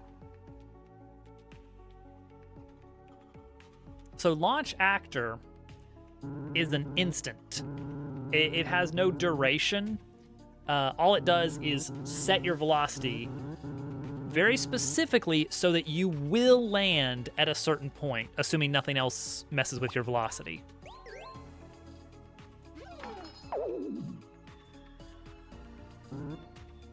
Kobe!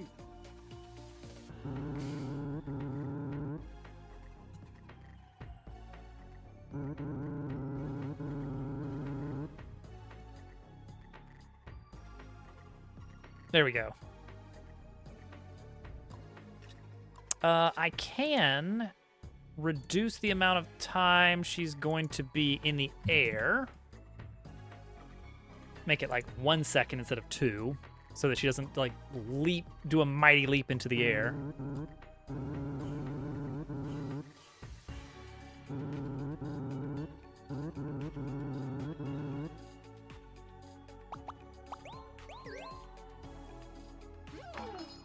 Okay, there's still one other thing we need to add to this system. Where is his text box stem?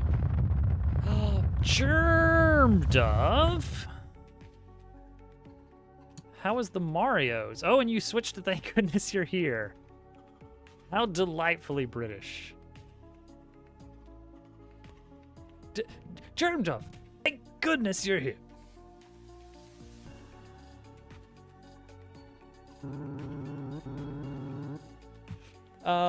Welcome in everybody over from Germ Dove's channel. I hope you had fun over at Germ Dove's channel. Now you're over here. Sucks to be you.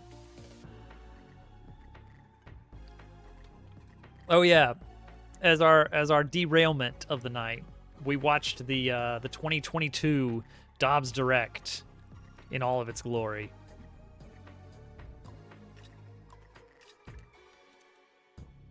And then pointed out. We even had the chat from that stream. It was good. Next time, maybe we'll do the 2024 Direct. I gotta get ready for next year's Direct.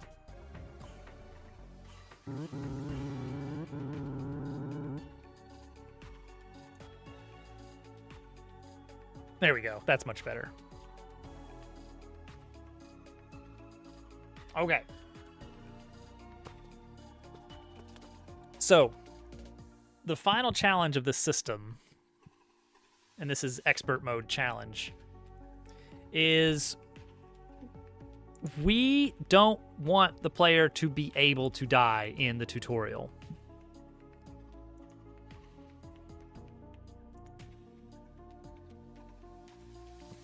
Why is there double cap? That's a good question there from Slavic. I will explain. So, why shouldn't they be able to die? It is the tutorial, and it would be very demoralizing. It would be hard to die, I think, but it's not impossible.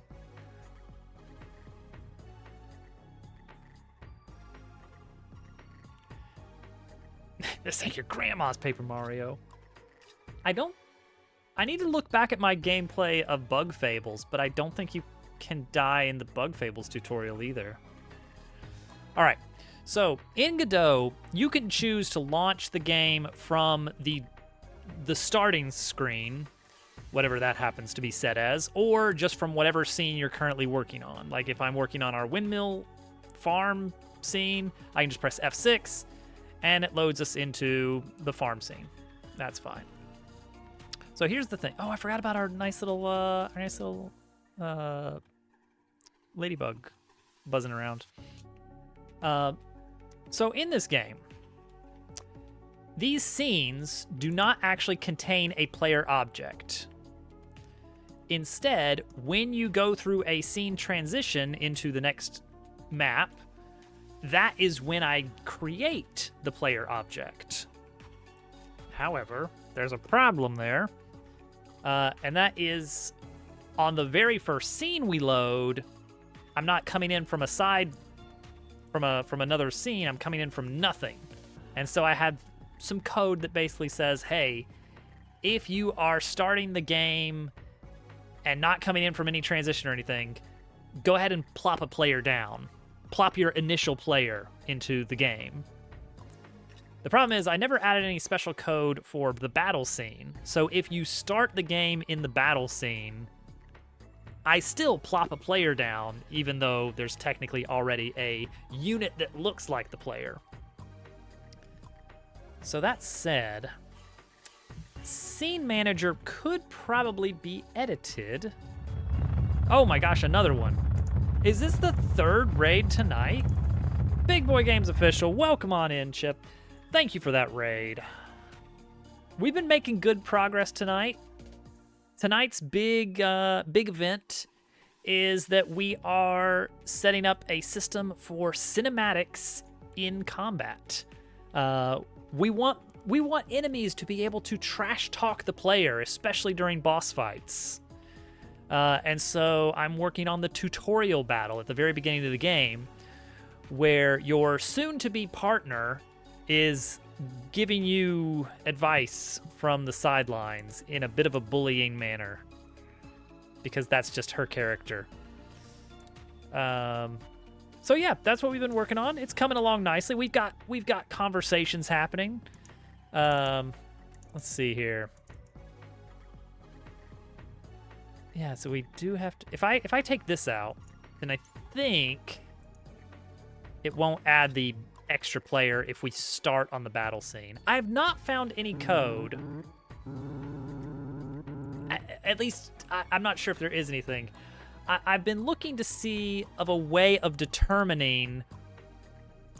You know, when you hit F6 in Godot, it runs the current scene. I want to know, am I coming in to a scene through that method or through the normal game startup? The reason it matters to me is because I have a lot of code that handles loading elements in. If you got into this map, why would butterflies be wearing sweaters? Surely they'd be wearing pullovers instead. If you load into a map directly, I need to handle it differently than if you load into a map from another map. So I'm doing some, the question is sort of, how?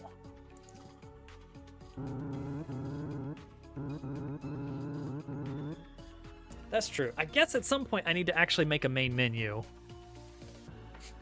For one thing. I found a way that kind of works, but I feel like I'm sort of cheating to make it happen. Pick an attack, and then you could choose to not attack at all. It's like, all right, well, great, but you really need to be attacking. Butterflies wear sweaters when they become butterflies. They go from kind of. I don't know if that's how it is, but okay.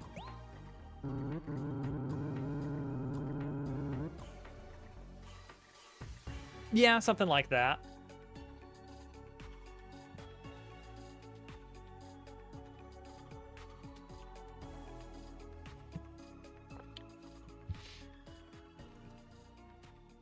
Bloop. Okay. And now when I kill him, and we're going to use the special ultra baseball. Do a flippity flip. Does he have a... He's wheeled. He doesn't do much flipping. Hit him with the bowling ball. Kobe! I need to give him a nice, something or other. Shaky text there. Then we can move him. We can move her. There we go. Yeah, emotive text. A spinity spin? Oh, we can definitely do a spinity spin. Hit him with the old spinity spin. I'm sorry, why is the camera zooming in over here? Who are you looking at?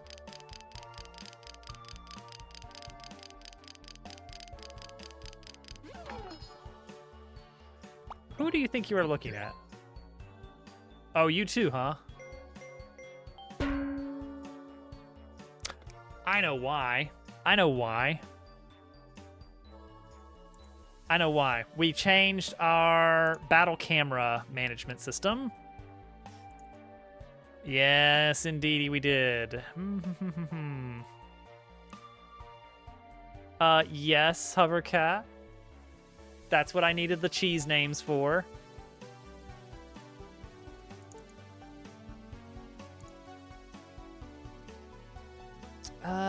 Yeah, because the target...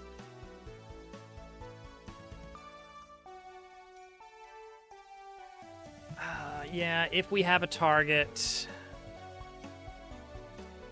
then we do want to have the target position get updated. Thank you for that follow there. Appreciate that. All follows are anonymous.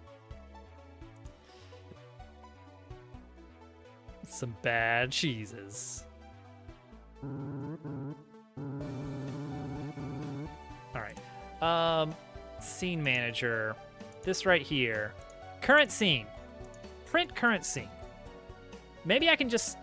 I'll just have like a little bit of a...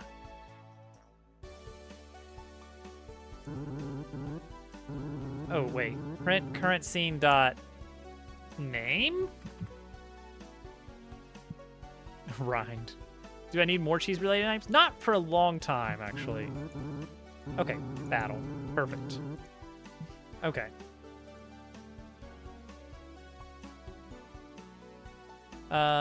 If current scene name is not battle, then we are allowed to add our player. There we go. There we go. That should fix that. No more double cat. Good night, and thank you for hanging out. Is one of them a placeholder model? Cheese their crackers. Oh, which one's the boss rat? Neither of these are boss rats. These are both mooks. These are a couple of minions. A couple of goons. I'm vaguely interested in having one of them have a different color anything. We'll see. Eventually there is a boss, a rat king. Tar rat. The big cheese. How did you know? No, it's an obvious joke. Anyone could have guessed that. But yes. Yes. The they report to the big cheese.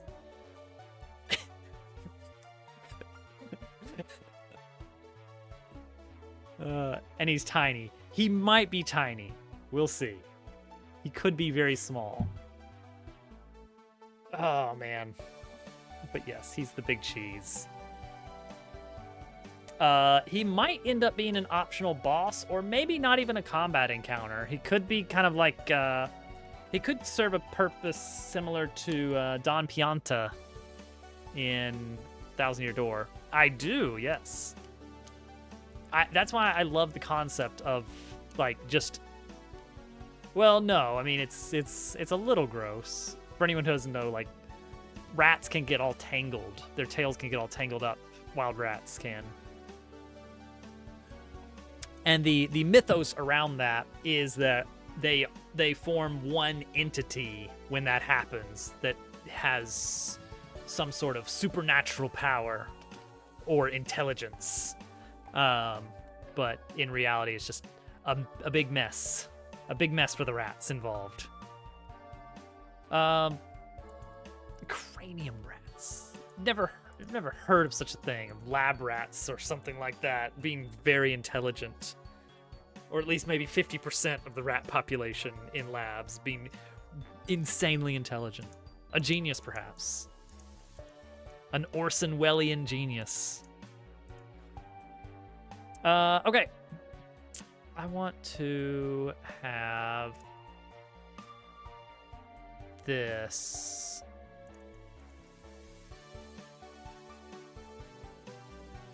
be not visible to start with. Okay. Cool. Get rid of that. All right, hard mode. The hard mode thing, and I don't know if we'll finish this part tonight. I don't even know if we necessarily need to, but it would be a pain. I guess we could make this work. It would be weird to have the story sort of fork in the very first battle, but... Oops, not scene manager, not scene manager. That would be terrible. Perfect. Okay. The player can technically die as it stands. So Thousand Year Door starts you off in a boss fight against an enemy that has 10 HP. You also start the game with 10 HP. The enemy deals a maximum of 1 damage per attack, I believe. And you have the ability to block that. Wait, is that true? Is that how much he does? Let's see here.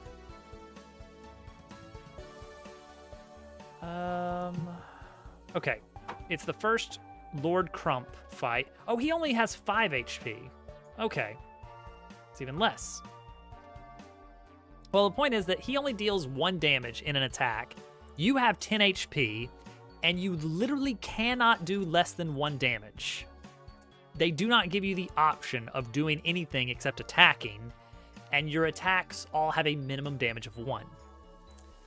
Now, barring any major changes, I am allowing you to start with an attack that has a minimum damage of 0. If you just really suck at this minigame, you will do no damage. And if you repeatedly do that, if you repeatedly go out of your way to choose the non-default attack option, you could end up getting killed by the tutorial boss. Well, the tutorial mook. Which would not be great. I would not like that. So we have an option here. We could come up with a way for our scene play script here for specific battle fights. We could have a system that says that if the player has less than whatever amount of HP, then the rat skips his turn with some kind of dialogue or something. Maybe.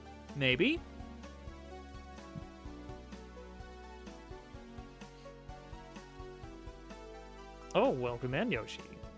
Good to see you again.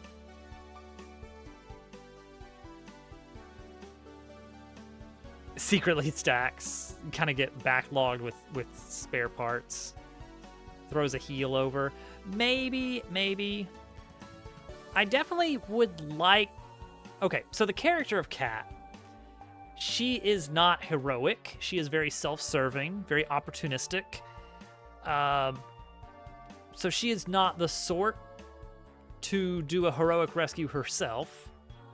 And so the idea is that because the player rescues her in the beginning, she feels obligated that she kind of has to join you for a little bit on a heroic journey that she doesn't really want to do. And I feel like that would be weakened a lot if you do not do a heroic rescue. So one possibility is if you somehow are dealing 0 damage consistently enough that you are in danger of losing the fight completely, then maybe we can have you I don't know. Perhaps at that point the rat basically just stops attacking. Yeah, I was like, if you lose in the tutorial fight, maybe you get it. Maybe that's what you get. Let's drop it to 5. Maybe if that happens, you do get a game over. But if there's any opening cinematic, that's gonna suck. She's gonna have an actual platform to stand on. Perfect. I love that idea. I love that.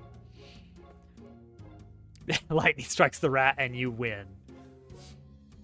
You'll be underground for this fight. Even. It is a funny idea.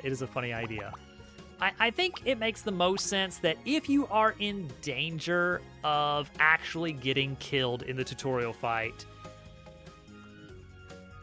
then your enemy sort of justifies not attacking you in a somewhat believable way, but maybe a bit of a comedic stretch. In my notes that I've written out, one idea is that basically he thinks, hey, you look kind of valuable. If you aren't a threat, maybe I should avoid denting the valuables here. And then after that, he loops through his like little, Ratfink has dollar signs in his eyes. Ratfink is daydreaming about a gold-plated swimming pool. Like, every time he skips his turn, that's what he does instead. I think that's a reasonable way of doing it. And basically do that if either character drops below, say, 4 HP.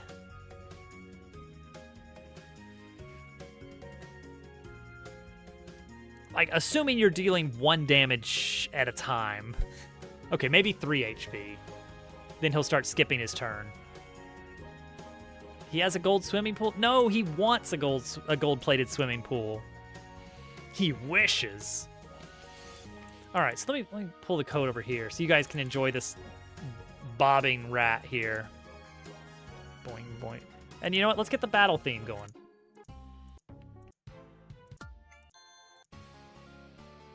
Dun, dun, dun, dun, dun.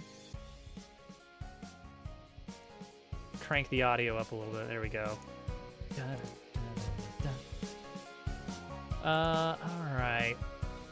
So that'll be an interesting one, is changing what moves he chooses. That's particularly tricky.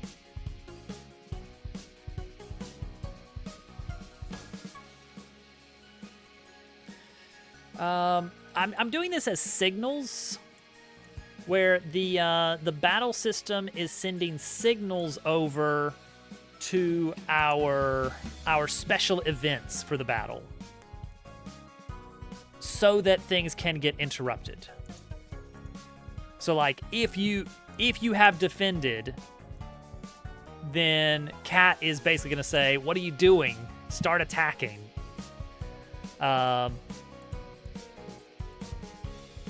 So we can kind of insert some dialogue boxes there, but the actual battle events play out normally. There is still attack, players attack, enemies attack, players attack, enemies attack.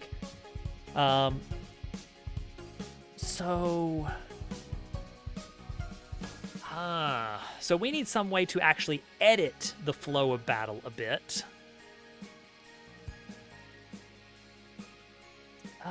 What would that look like? Do we change what moves the unit has available, perhaps?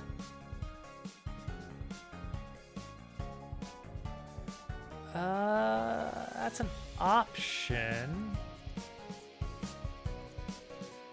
Absolutely. I'm still a bit of a noob, but I'm getting the hang of it. All right, so our enemy takes enemy turn. It looks at its lists of moves.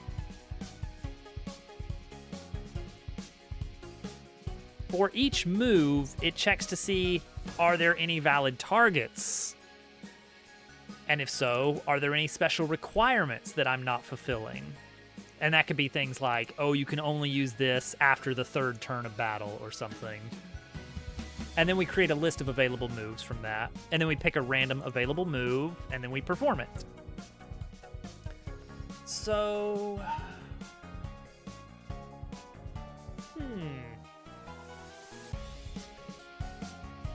So one possibility is inject or edit the list of available moves that a unit has in certain conditions. Where do we pull the list of moves? The unit type has a list of moves. Okay. So it's kind of prototyping. The unit type is what stores the moves, not the individual unit. That's important. That's important. We don't want to edit the unit type's list of moves, because that means if you were to fight them in a subsequent battle, they would still have the edited version of that list. So perhaps we modify how that works right here. Instead of... Here, let's actually pull this. Let's check to see where we reference that.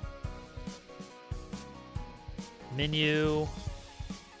Okay, yeah. So one possible idea is we actually adjust the battle unit to have a list of moves. When we create a unit, it pulls its list of moves from its type, but that way we can actually edit it as needed. Let's see. It started a week ago. Got some code called onTimerTimeout, which does engine.timescale equals 1, and then reloads the current scene. It says that the last line is a non-existent animation. What is this? What is this right here? Reload current scene.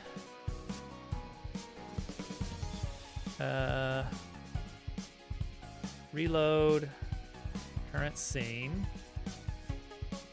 Reloads the currently active scene, replacing current scene with a new instance of its original packed scene. Okay. It says that the last line is a non-existent animation? Animation?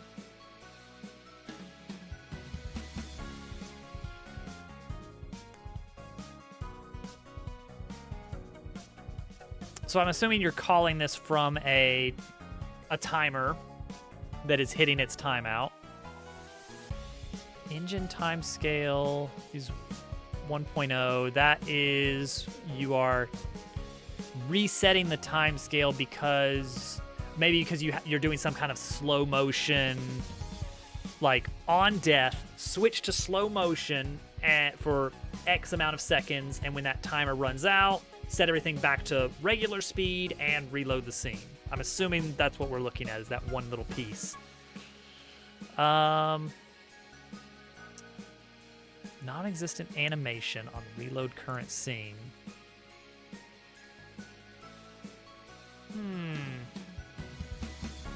See, now I'm curious. It makes me think that there's some animation. Okay, yeah. It makes me feel like there's some kind of animation that's happening that, I don't know, maybe reload current scene does something goofy with animations that are in progress. That would be weird. Well, what's specifically weird about it is that it's throwing that error for that particular line.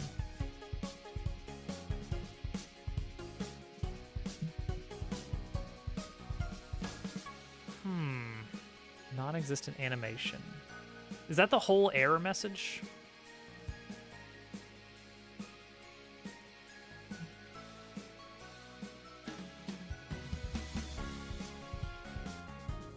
Or maybe it's another asynchronous method that's happening.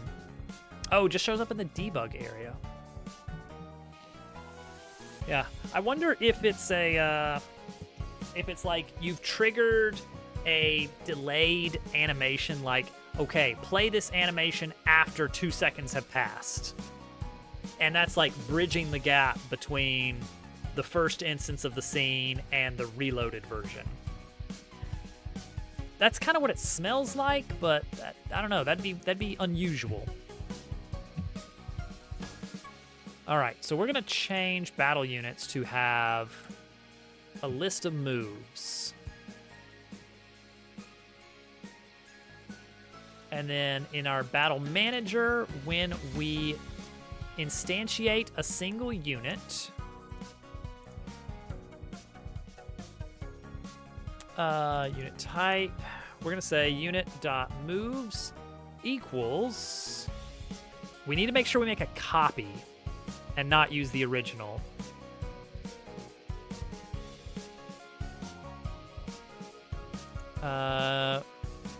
Moves, yeah. So we want to do a shallow copy. What is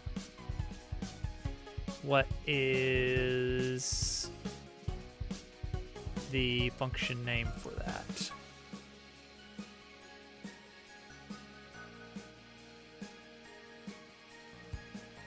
Animation, and then I wonder if that's like a double single quote.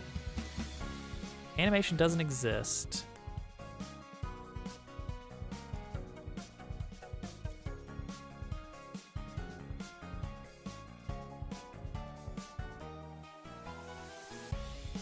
Let's see here. Let's see if that comes up with anything. Oh, yep. What do we get here? Anything? Property tracks, change animation property.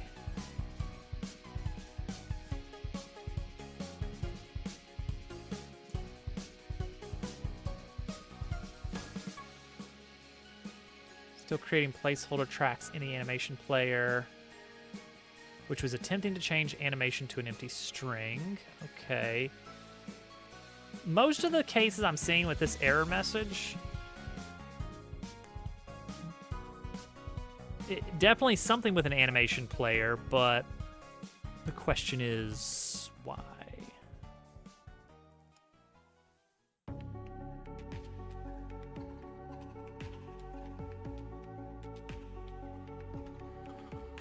Somebody didn't have reset tracks is one possible reasoning. Array has duplicate function.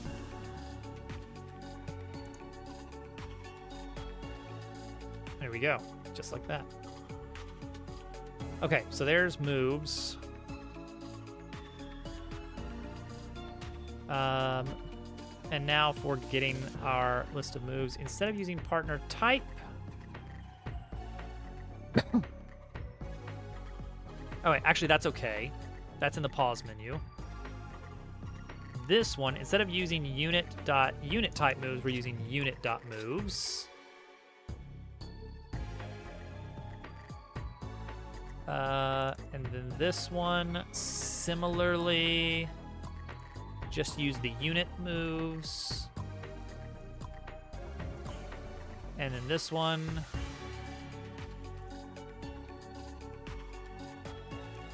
what's going on here? Wait, what's going on here?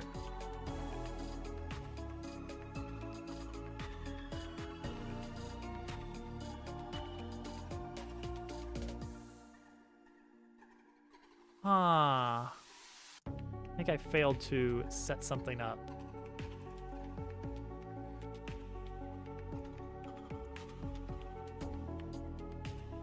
Okay, there we go. All right, I think we're good. Yeah, that might be the way for now. I would take a look at your animations. One idea, if you use source control, then this is much easier. If you don't use source control, this is much harder. But if you do use source control, make a branch or commit your changes or whatever. Just get your code in a state that you can fall back to it. If you don't use source control, then close out of Godot and copy the folder and work on that copy instead. Just start deleting animations and then see when the error goes away. And once the error goes away, then you know, okay, that thing I just deleted, that was what was creating the issue somehow. And then you can work from there. It won't tell you what the problem is, but it'll give you a foothold into, it'll give you a starting point of, okay, look around this object, this animation in particular is somehow doing something weird. Is there something weird set up with the frames or the animation library, anything like that? Is for moving platforms. Try it. Like, it's definitely doing something where it's trying to do something weird with an animation. So if that is your only animation player and you're getting a message saying that the animation empty string does not exist, that tells me something's going on with that animation player. Now, what it is in particular, that's who knows. Okay, what we have done now is we have made it so that we can edit an enemy's available moves without outright changing the way that enemy type works. Okay. And so we can now have another function. Check for low health.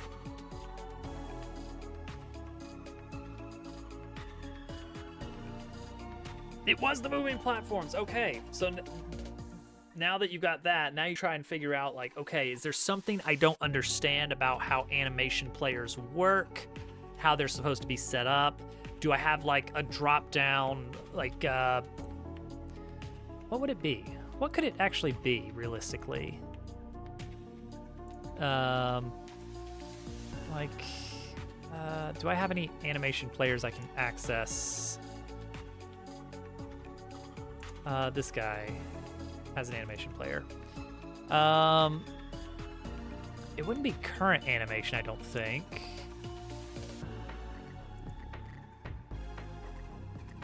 I don't know what it would be.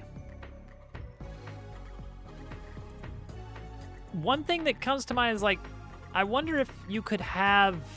Can you have an animation with no name? No, shouldn't be able to. But it's just a position change. Oh, you mean like your animation track? Those are allowed to have no names. There are special cases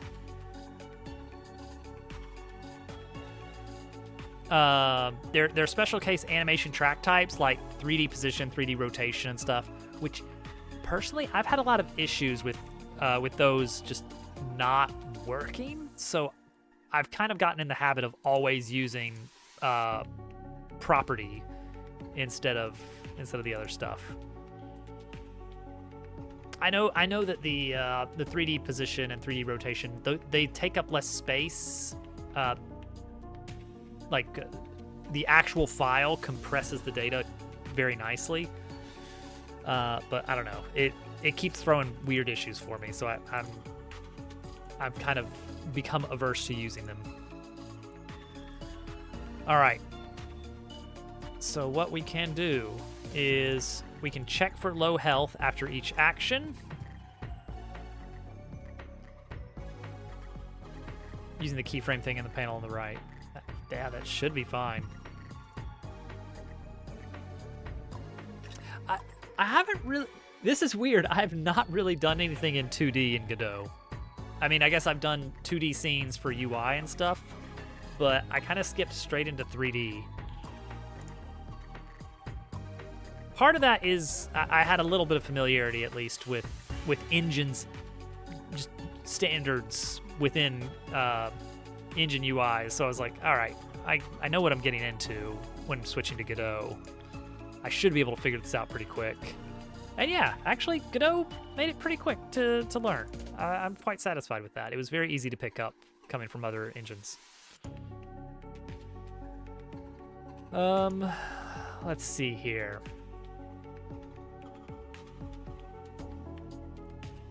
All right, I know what I'm gonna do here. I'm gonna go ahead and end stream.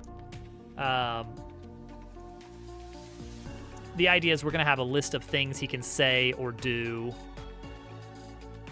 And when your health gets low enough, he's gonna stop attacking completely.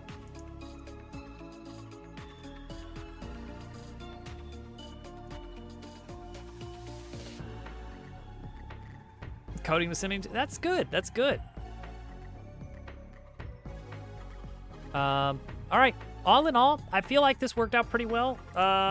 In review, what did we get? We have working cinematic system in combat now. Entities can talk to each other. We can initialize people in different places. We can initialize it so that certain members of the combat are not actually considered part of combat. Lizard Party! Thank you for that, Lizard Party. Yeah. Now, I bet this thing... Oh, it still only attacks this one guy. Well, that's good. 99 damage. Get wrecked. I still don't know where the stem is over here. That's weird to me. Boing.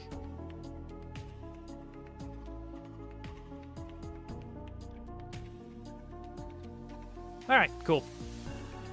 I love it. I love it. Well, that's good. We still need to build the area around where this is going to happen. We're kind of working our way back towards the beginning of the game, and this is part of it. Let's see here. Is there any chance that someone we know is online?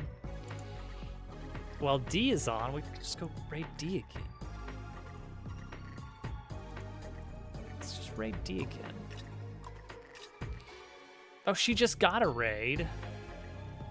So let's double that up. Perfect. Perfect. Thank you all for hanging out. This is a very fun night. Got a lot done. Progress is being made. We will be back in 2 nights on Sunday for more game dev stream magic. I'm definitely getting the itch to do a flippity flip. She will do a flippity flip. I'm definitely getting the urge to just play a game at some point, but I know once I do, it's going to completely kill my momentum.